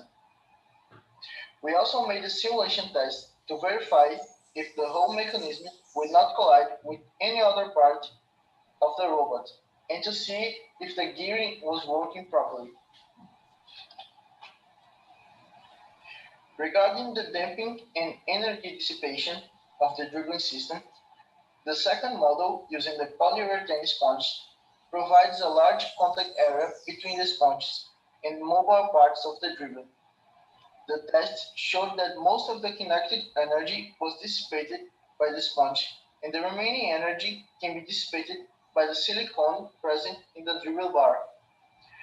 The model with the spring dissipated all energy received and was capable of more, but since the sponge model presents less oscillation for the device, he was the one chosen. And regarding the track profiles, using the Using the Dribbler bar, we observed that the triangular profile showed deformation problems at the contact edge. The circular profiles presented the expected results, centering the ball regardless of the first contact position. We chose the use of the hyperbolic bar because it moved the ball to the center quickly, compared to the cylindrical bar. As for the movement steps of the Geneva drive, it was observed that 5 degrees didn't present much difference in the ball direction. The pitch was then changed to 7.5 degrees, increased the crank radius, also helping the positioning of the crank motor. With the simulation test, it's possible to conclude that the proposed models for the Dribbler device and the angular kicker device showed significant efficiency and would be a great way to start a project for a robot in the small size link category. If you have any questions, you can send to the email presented in the screen. And thank you for your attention.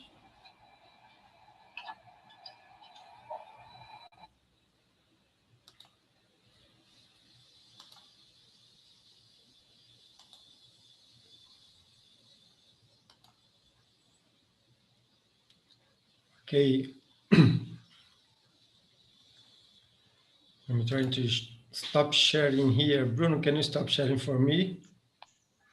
It's already, you have already stopped. It's okay. Okay, thank you.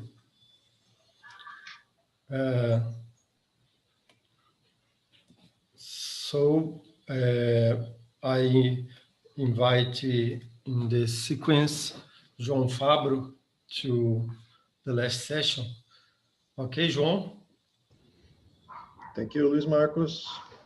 Everything all right? You hear me? Sure, go ahead. Fine. Okay. Okay, thank you. I'm João Fabro from Federal University of Technology, and I'm here today to share the TS Soccer 3 section, Robot Soccer. And we have 3 papers.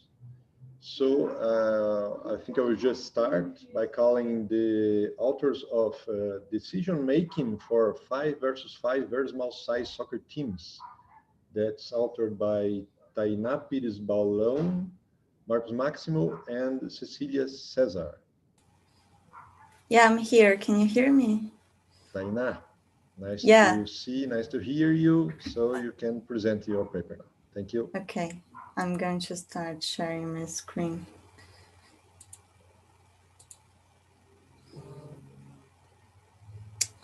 I think I had...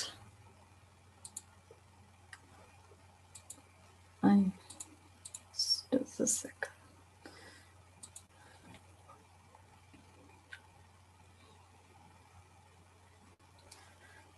Okay. If you can't hear, please let me know. Hello, everyone. I'm Tainá Baldão, and I'm going to be presenting a work that I developed with Professor Marcos Massimo and Professor Cecilia Cesar about decision-making for 5 versus 5 very small size soccer teams. So around 2018,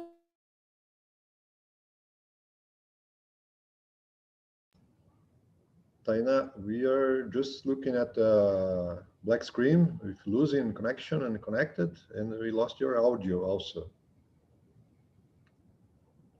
Are you still there? Yeah, I am. Just a second. I think I shared something I wasn't supposed to.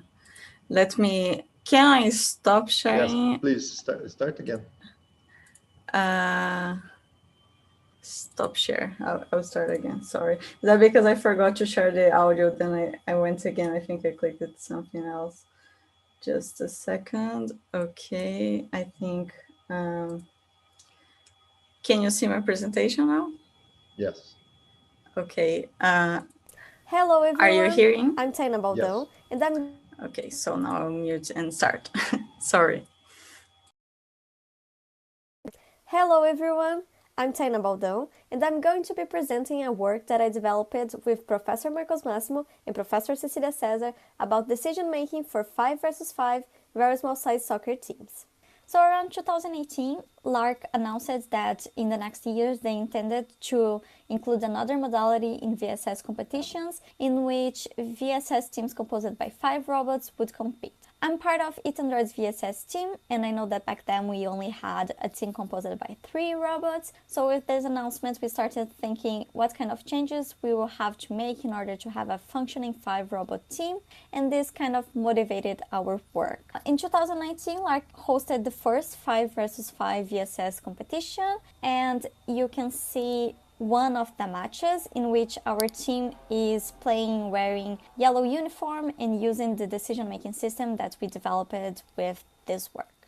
So there are several classic ways to structure decision-making VSS matches. We can use finite state machines, Petri nets, and even behavior trees. And this last way is the one that Android's VSS team chose to use in its decision-making system for 3 versus 3 VSS matches, due to its modularity and easiness in changing player actions. For you to understand better, Android's 3 versus 3 VSS game strategy is divided into 3 levels. In the first level, we have the behavior trees. So we basically use them to draw a plan of choices so that our robots can perform in a specific role in a match. So this behavior trees kind of tell to a robot how to behave as a goalkeeper or as a defender or as an attacker. But the game is really dynamic, so we can't simply tell a robot to be, for example, a defender from the beginning of the match until the end. So we also have another level of the game strategy that is an entity that we call coach, and basically what a coach does is it analyzes the game and defines the roles of each player, and also kind of analyzes the game to see if some robots should change roles between them.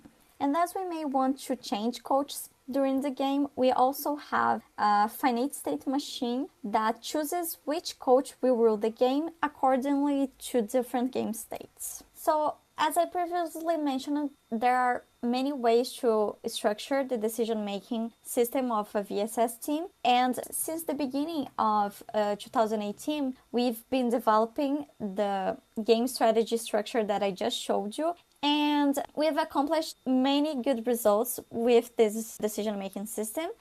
We won many championships, so we believe we are on the right track for the decision-making system. So we didn't want to change it, and what we did in this work was kind of adapt the game strategy that we have for our 3 versus 3 team for our 5 versus 5 team. And to do this, we adapted some behavior trees that we had from the 3 versus 3 team, and we also designed new behavior trees for our 5 versus 5 team, and we also designed a coach to rule these 5 robots and a finite state machine to rule those coaches. And obviously, the techniques that I'm showing here, they are not new in the context of robot soccer, but the contribution of this work consists in integrating all these techniques in a full working game strategy for 5 versus 5 VSS teams that we have never seen before. So I'll start talking about the behavior trees that we adapted. The first one was the auxiliary behavior tree, in which we inserted this kind of behavior to make the robot spin when he's really close to the ball. We did this because before that, the auxiliary behavior tree only made the robots kind of position himself in a good place, but he would never interfere directly in a play, and sometimes the ball was like right beside him and he wouldn't do anything, and we didn't thought this was really good, so we inserted that spin when he's really close to the ball. Also, we adapted the attacker behavior tree because previously it basically only used univector field navigation to try to conduct the ball to the goal, but when the robot was really close to the corner of the field or to the goal wall, normally if he attempted to use shoot univector to conduct the ball to the goal, he wouldn't score the goal. So we changed it, and instead of using univector field navigation in these cases, we prefer to spin and let another robot try to conduct the ball. And also we created a new behavior tree for a role that we call second goalkeeper. So basically we watched many middle matches in which almost every team had a robot that would simply try to cover this goalie area. So what this goalkeeper does is basically, if he's not close to the ball and he's also not close to these lines that surround the goalie area, he will try to get close to these lines using univector field navigation. And if he is already near these lines but he's not close to the ball, what he will do is try to predict where the ball would reach this line that he's covering. So basically he will do this by using the information of the velocity of the ball at that time, and he will use something really similar to a line follower to reach this position. And in case he is really near the ball, what he will do is simply spin in order to deflect the ball from this area. And we also developed two main coaches for our 5 versus 5 VSS team. One that rules the game when we are attacking, the advanced coach, and also one that rules the game when we are defending, the advanced defensive coach. So these coaches, besides choosing the lineup of the team, they also have to check if some conditions are satisfied to switch roles between robots. For example, the advanced coach has to check if the attacker lost the ball or if he is far away from the ball. And if one of these conditions is met, he has to choose between one of the auxiliaries to become the attacker. And when we did this in 3 versus 3, it was really easy because we only had like one auxiliary and one attacker. But now we can have multiple auxiliaries. So how would we choose which is the auxiliary that is the best candidate to become the attacker? And basically we came up with 4 criteria that we think that it's good to know from each auxiliary to actually see which one is the best fit. So it's good to know if the auxiliary is in a favored position to conduct the ball to the goal, if he's not in front of the ball, so the distance from the robot to the ball, and also the number of opponents that are close to this robot. And then basically to choose the best candidate,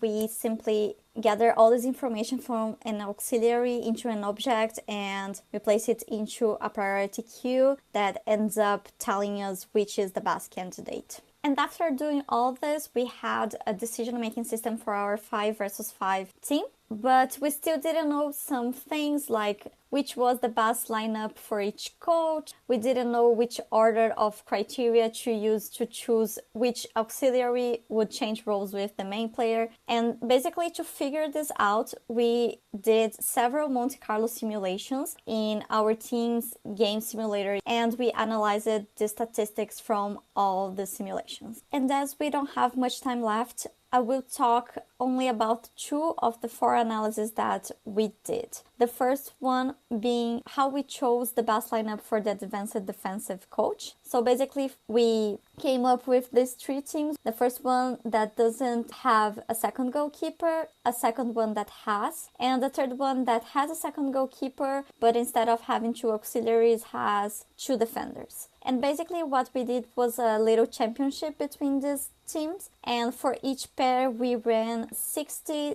10-minute matches. And here you can see all the statistics for these simulations. And from these tables, we can infer that the usage of the second goalkeeper slightly improved the defense, because Team A is the only one that doesn't have a second goalkeeper and it always loses more than the other teams. And also that having 2 defenders makes the defense a lot better, because Team C that has 2 defenders always wins more than the other 2 teams. But also it commits more fouls.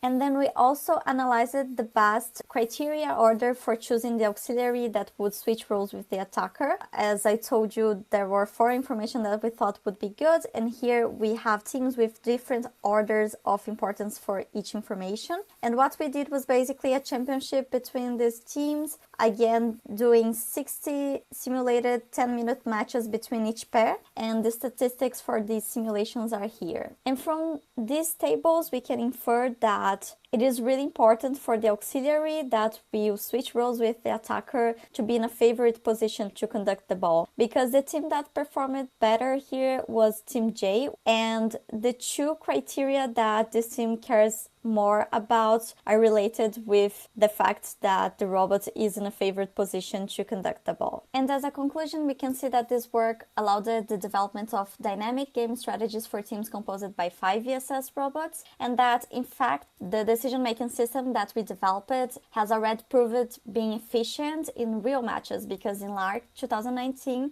ETH Android's 5 versus 5 VSS team was the champion, and actually it did not lose any matches in the championship. So we think this was a pretty good outcome. To improve the performance of the strategy that we described, we think some future work could be done, especially optimizing the parameters used in behavior conditions, and also trying to develop a system to run simulated matches in parallel in order to allow more samples of statistical data to evaluate the game strategy. So that was it. Hope you enjoyed it, and I'd like to thank all the organizations that supported this work.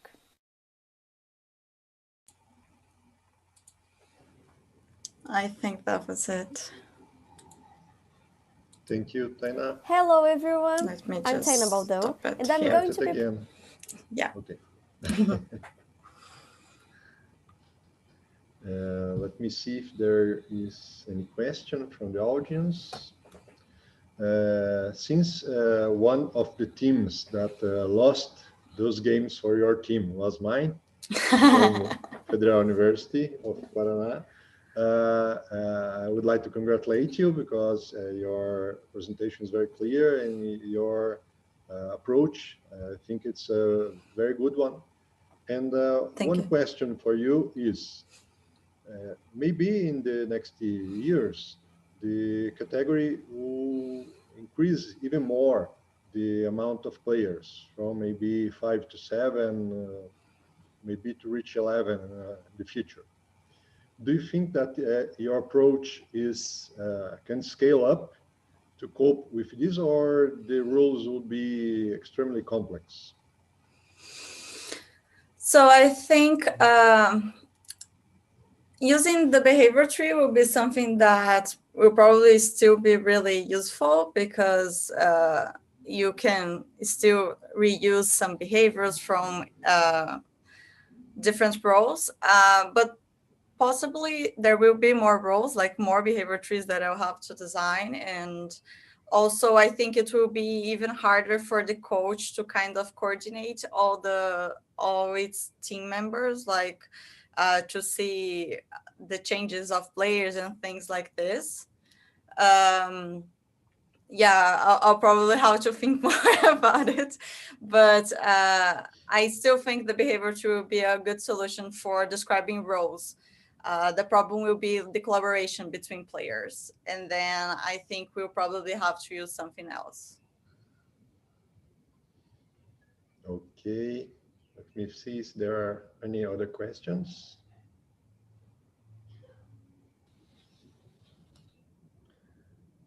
Well, apparently not. I just would like to say that we are meeting again in this year's competition. That will be a little different, only simulation, but yeah. One of the biggest challenge of this category has to do with the small robots and how quick and the velocity of the competition. And I would like to know if your strategy takes in consideration the delays from the vision and from communication systems, and you have ball prediction algorithms and things like that in your team strategy. Okay, so we have some filters for localization. I remember that in our 5 versus 5 competition last year, all of the teams were kind of having trouble in finding the ball, because the camera was a little bit higher than it normally is, because the field is bigger. But I know we use some filters to locate better the ball, but I don't think we use it for the robots. Yeah, but I like my system kind of already gets the information like filtered, and so I don't take it in consideration in the strategy. It's taken in consideration before getting this information into it. I don't know if you could understand what I said. Okay, But... thank you, Taina. I think we don't have any more time. Maybe we can talk about that later during the competition. Okay, no Thank problem. you very much. And now I would like to ask the presenter of the next paper entitled Data Analysis Graphical User Interface for Robocup 2D Soccer Simulation League from Felipe Nunes and Matheus Soares. Hello, can you see me? Yeah, welcome, Felipe. You Thank can you. present your paper now. Okay. Can you see my screen? Yes. Okay, so good afternoon. My name is Felipe Pereira. I am a second-year student of computer engineering at Universidade Federal de Pernambuco. I'm also a member of Robosim, which is a research and development group in the field of robotics, electronics, and software. Together with my colleague, Matheus Soares, and with advice of our team principal, Edna Barros, we created this paper, which is the result of our efforts to better understand what happens in a 2D soccer simulation game. That is one of the leagues we participate. So giving a little introduction, we have been competing in the last few years in LARC and more recently at Robocup. And since the beginning, we had no way of analyzing the data other than seeing if we won or lost. Well, that's an interesting result, but we wanted something that could be deeper than a victory or a defeat. So we could have insights about what we could change to improve our performance. So that's when we came up with the idea to build a statistical analyzer to do this job for us. And that's what's described in this paper. So first, I'm going to introduce the environment in which the game runs. So it has many communication parts and modules that are interconnected, exchanging data and calculating responses. But the most important part is the server. It runs all the matches, has all the information about the players, the status of the game, the coach, and besides doing all that computation to simulate the game, it stores all of it in a log file.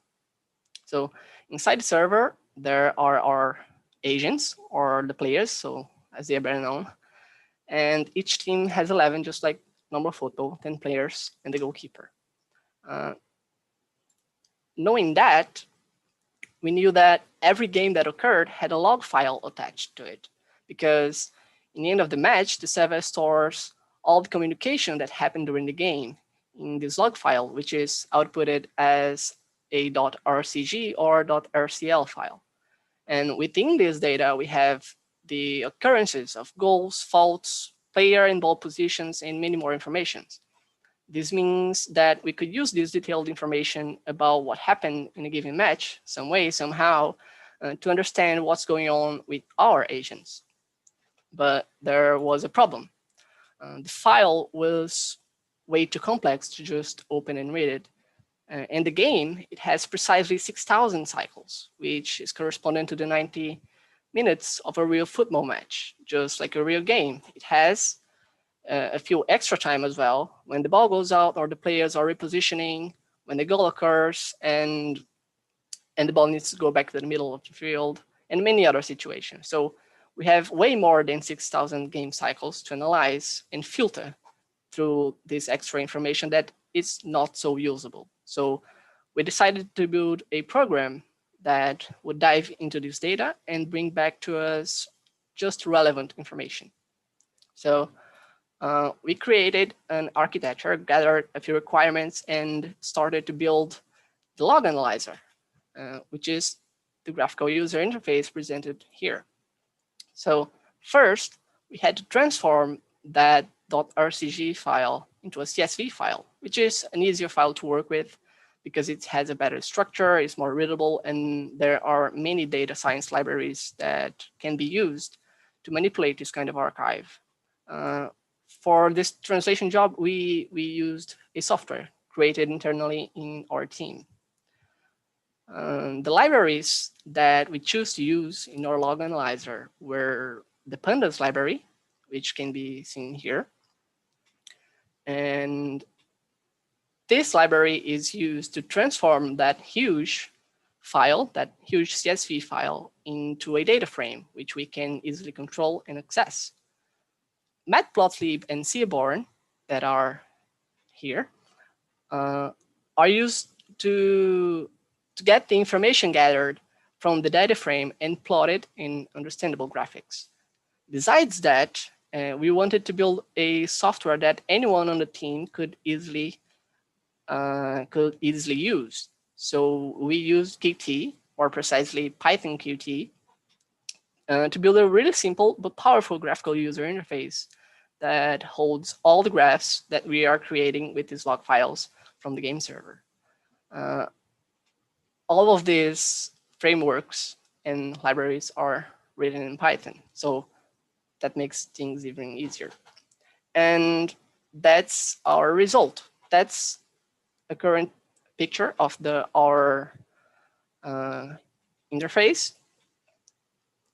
And currently we have 7 features that are being displayed in this image. We have false quantity, which is the amount of faults each team has committed during the game. Faults percentage, which is the percentage of these faults by each team at the end of the game. We have faults position, which shows right here where in the field each fault was committed. We have goals position, which is where in the goal bar the ball came in. So if a player was here and he kicked the ball and scored, we would see a dot here that the goal was scored in that point. Besides that, we have the heat map, which is the density of position during the game of a given entity. It could be the ball, the player, and this player could be either from both teams. So in this specific image, we have the heat map of the ball during the game. And alongside that, we have event retrospective together with player replay that shows the last time steps of a selected event. It could be a goal or a fault or a penalty. In this specific image, we have 200 cycles before a goal of the player 10. So here is the position where he was 200 cycles before the goal. All these features were created upon discussions with the team, which each one is custom designed to attend our needs and has key performance indicators that we want to better analyze or understand. It helps us to answer questions such as how is a certain change affecting our overall result, or how are our agent's behavior being affected by a certain parameter? Is it being effective? Is it not being effective? Is this formation good? Is it not good? And many other questions that are relevant to the team. And that's what we built. We are currently working on new features and improving existing ones, so they are better adapted to our situation. But we are already using it to generate fast analytics that is helping our 2D soccer development team to focus on fix weak spots and enhance our strong spots. For further work, we are studying on how to implement these new features, like multi-game analysis, where instead of analyzing just one game, we can batch the log files in like 10 games or 100 games or more and return the average statistics. We can also create formation and player profiling to help determine the best uses of players' informations. We can also create a database analysis. So after making analysis of one game, we can start it and see it in the future for future analysis or comparison. And that's my presentation. I would like to thank teacher Edna Barros and the team for their constant support in the process of writing this article. And thank you all present here for the attention. Thank you very much. We thank you, Felipe. And we have some questions. Do you hear me? Yes, I'm hearing. Okay, we have a question from YouTube from Felipe Coimbra. What would you say it was the performance bottleneck for this application? How to address it? Okay, the bottleneck was the size of the log files. Each one has in a range of 20 of 30 megabytes of data. So we had to parse and filter through all these data to see what's really relevant and what's really important. And as we're thinking to do it for more games, more than one game, the size of this amount of data can be huge. So we need to see ways that can be effective and not use too many memory or processing time to do all this amount of data that is really huge. So the amount of data would be the bottleneck of development. We have another question from Felipe Coimbra. Is it suitable for supporting for analyzing matches online? What would be the challenges? At first, no, because we have our structure inside the analyzer specifically to a log file from 2D soccer simulation. So if you want to transpose that to other games, that would not be easily doable. But it's possible, but not with our current architecture. Maybe you couldn't understand my English. He asked if it would be able to do these evaluations during a match online. Oh, during a match, sorry. While the match is being saved in the log files. Again, in our architecture that we developed, that's currently not possible. It is an analysis after the game ended.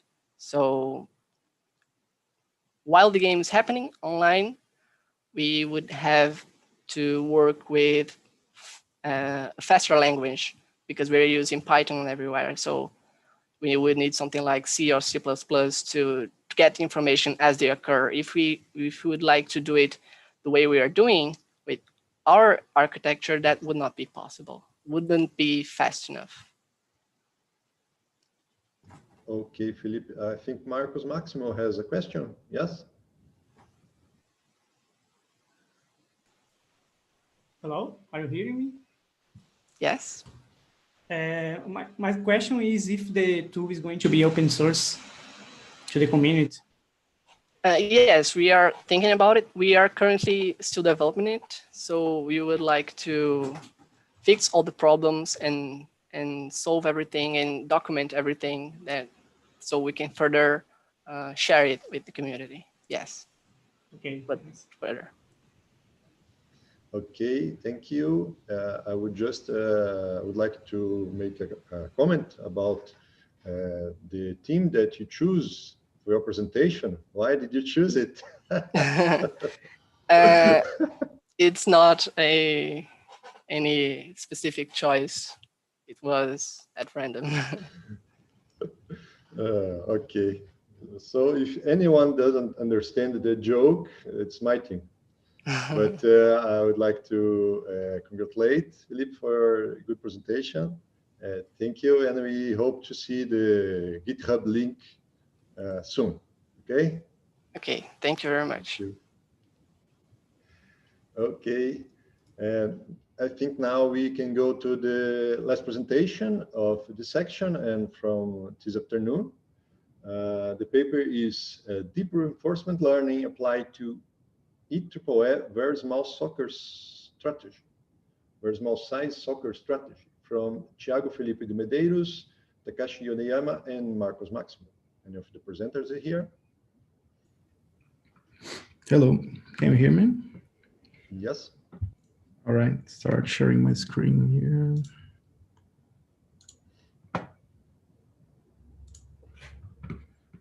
right, can you see my presentation? Yes. Okay, full screen. All right. Hello, I'm Thiago, and I will present the project entitled Deep Reinforcement Learning Applied to IEEE Very Small Size Soccer Strategy. First, what is the Very Small Size Soccer or VSS soccer competition?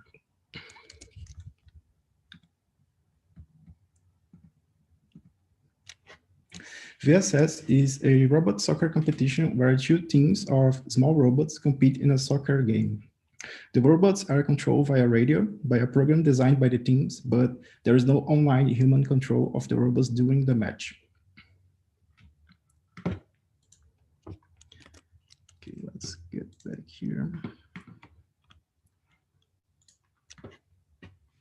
This is the Ethan Dry's team, which me and Dr. Marcos are part of in the 2019 edition of Latin America Robot Competition.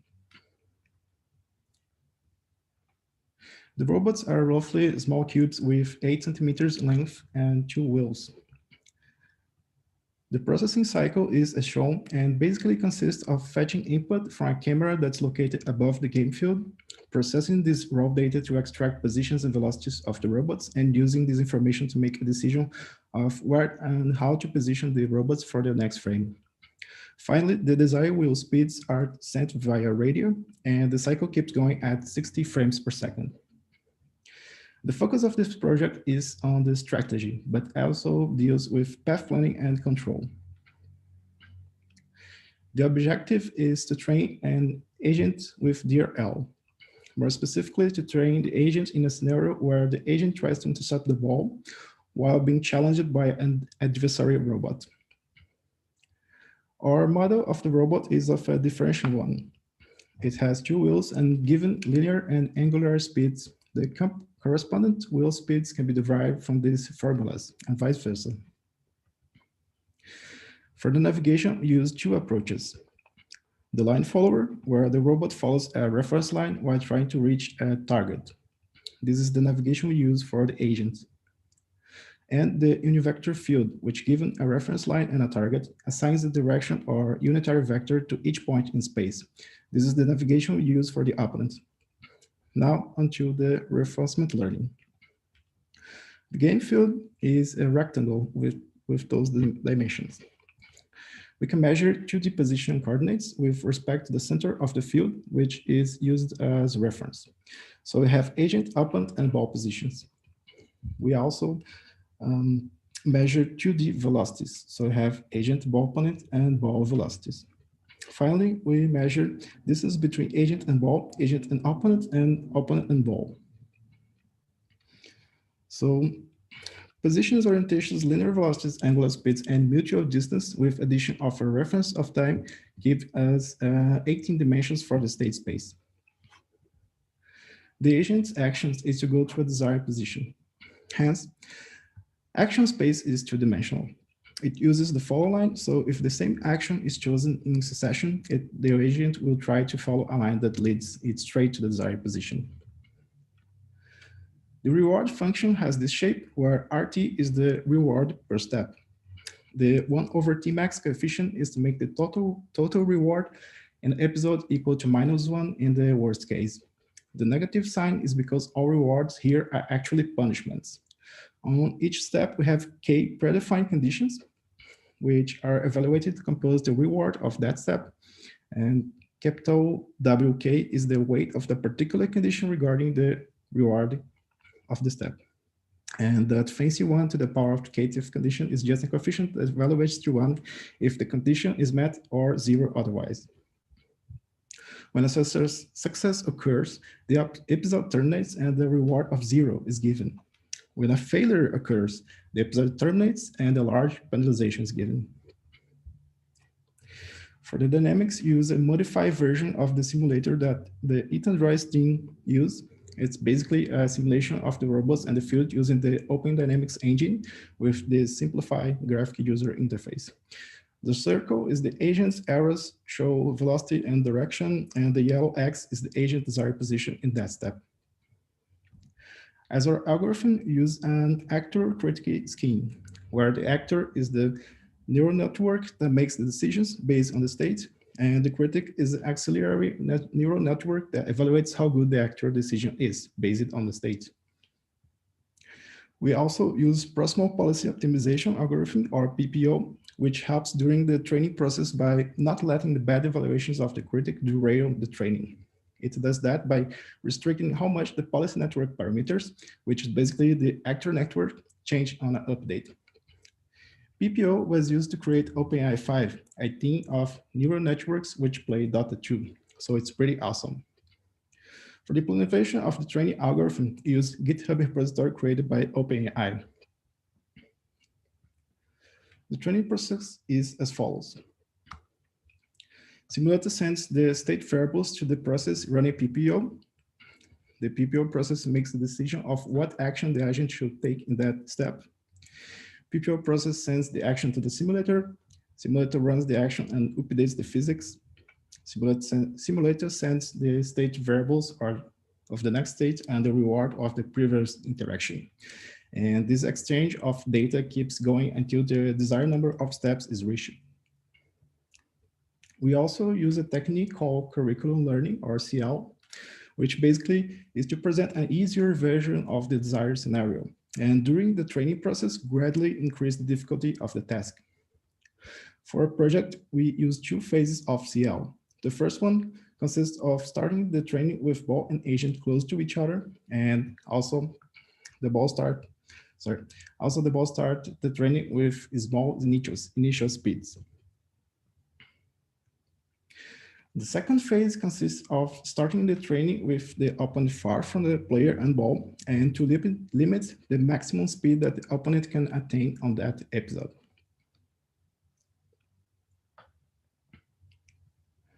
Our scenario consists of the following penalizations, each one being a condition in the reward function. Basically, it punishes the agent if it's too far from the ball, if the ball is on the agent side of the field, and if the opponent is close to the ball. Those are considered failures. If the ball is too close to the goal area of the agent, if the ball is too far from the agent, or if a timeout occurs. A success occurs if simultaneously ball is moving to the right, ball is closer to the opponent's side than the opponent, and opponent is far from ball. And those are the training parameters. And the training was broken into 6 phases, which I shall discuss next. The learning rate is decreased at the final steps and the final phases. And the network, actor and critic, has 2 layers of 64 neurons each. And the activation function is the rectified linear units. For metrics, use the total accumulator reward in an episode. For multiple episodes, we define the mean accumulated reward, which is just average of rewards attained in that episodes. Also for multiple episodes, we define success rate as the average of successful episodes in a batch of episodes. And this is the training results, showing the accumulated reward average with exponential moving average to smooth the graphics. So in the first phase, the light pink, the opponent is stopped and player and ball are gradually separated at the beginning of the episode. During phase 2, the dark pink one, the opponent is still not moving, but the starting position of the player and ball is sampled from a fixed area. Also, the ball initial speed is separated from a wider range. During phase 3, the light green one, the opponent starts to gradually move, and you can notice a drop in the accumulated reward. During phase 4, the dark green, the scenario is at its intended difficulty, and increase can be noticed during this phase. Finally, phase 6 and 5 and 6 are for refinement, and a steady growth of the accumulated reward can be noted. This is the success rate measured for the agent at the end of phases 4, 5, and 6. The evaluation is done over 1,000 episodes, and it can be noticed that the success rate goes after each phase, indicating that the agent is adapting to the scenario. This is the mean accumulated reward for the same 1,000 episodes, which has the same improving behavior as observed for the success rate. Those are the numerical results. The agent ended up with a success rate of 79.9%. Comparing the training of the agent that uses CL and the one that didn't, we can see that the learning curve of the agent trained with CL is a little bit higher than the other agent. Also, comparing the success rate of the agent trained with CL, the one trained without CL, and the agent that follows the heuristic used by lead interesting, we can see that the agent trained with CL attained the best results for this scenario. And finally, the numerical results. That's all. I would like to thank CAPS for the Master's Scholarship Grant. Takashi would like to thank CNPq for the grant. And we'd like to thank Android's sponsors. Now I'll be available for questions, but first I'll load these agents here. They are not once trained in this project because this project is actually a bit old now. So I brought agents trained in my current work, which is an extension of the work I just presented. And that's it. Okay, thank you, Thiago. I don't see any questions from attendees, maybe from YouTube. I would like to say that your paper is very impressive. It's very good to see deep reinforcement learning being applied to very difficult and interesting tasks. And I would like to ask you, what are the current status and current work that you are working, that you're talking about? Right. The work I just presented, it actually is just a subset of my bachelor graduation thesis.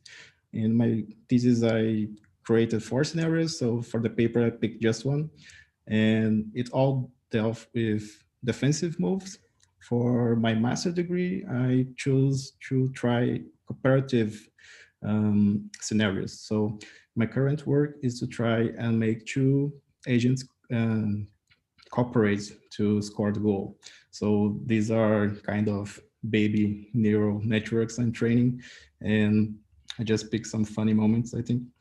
But there is one agent that's trained with the same framework I presented with Actor Creative PPO, and he has information of the other agent, which in this partner of the team, and this other agent has the same network. So it's a single network that's copied, and it tries to cooperate with itself. So I try to use a technique that's called self-play, which during the training process, the network tries to improve its behavior while cooperating with itself.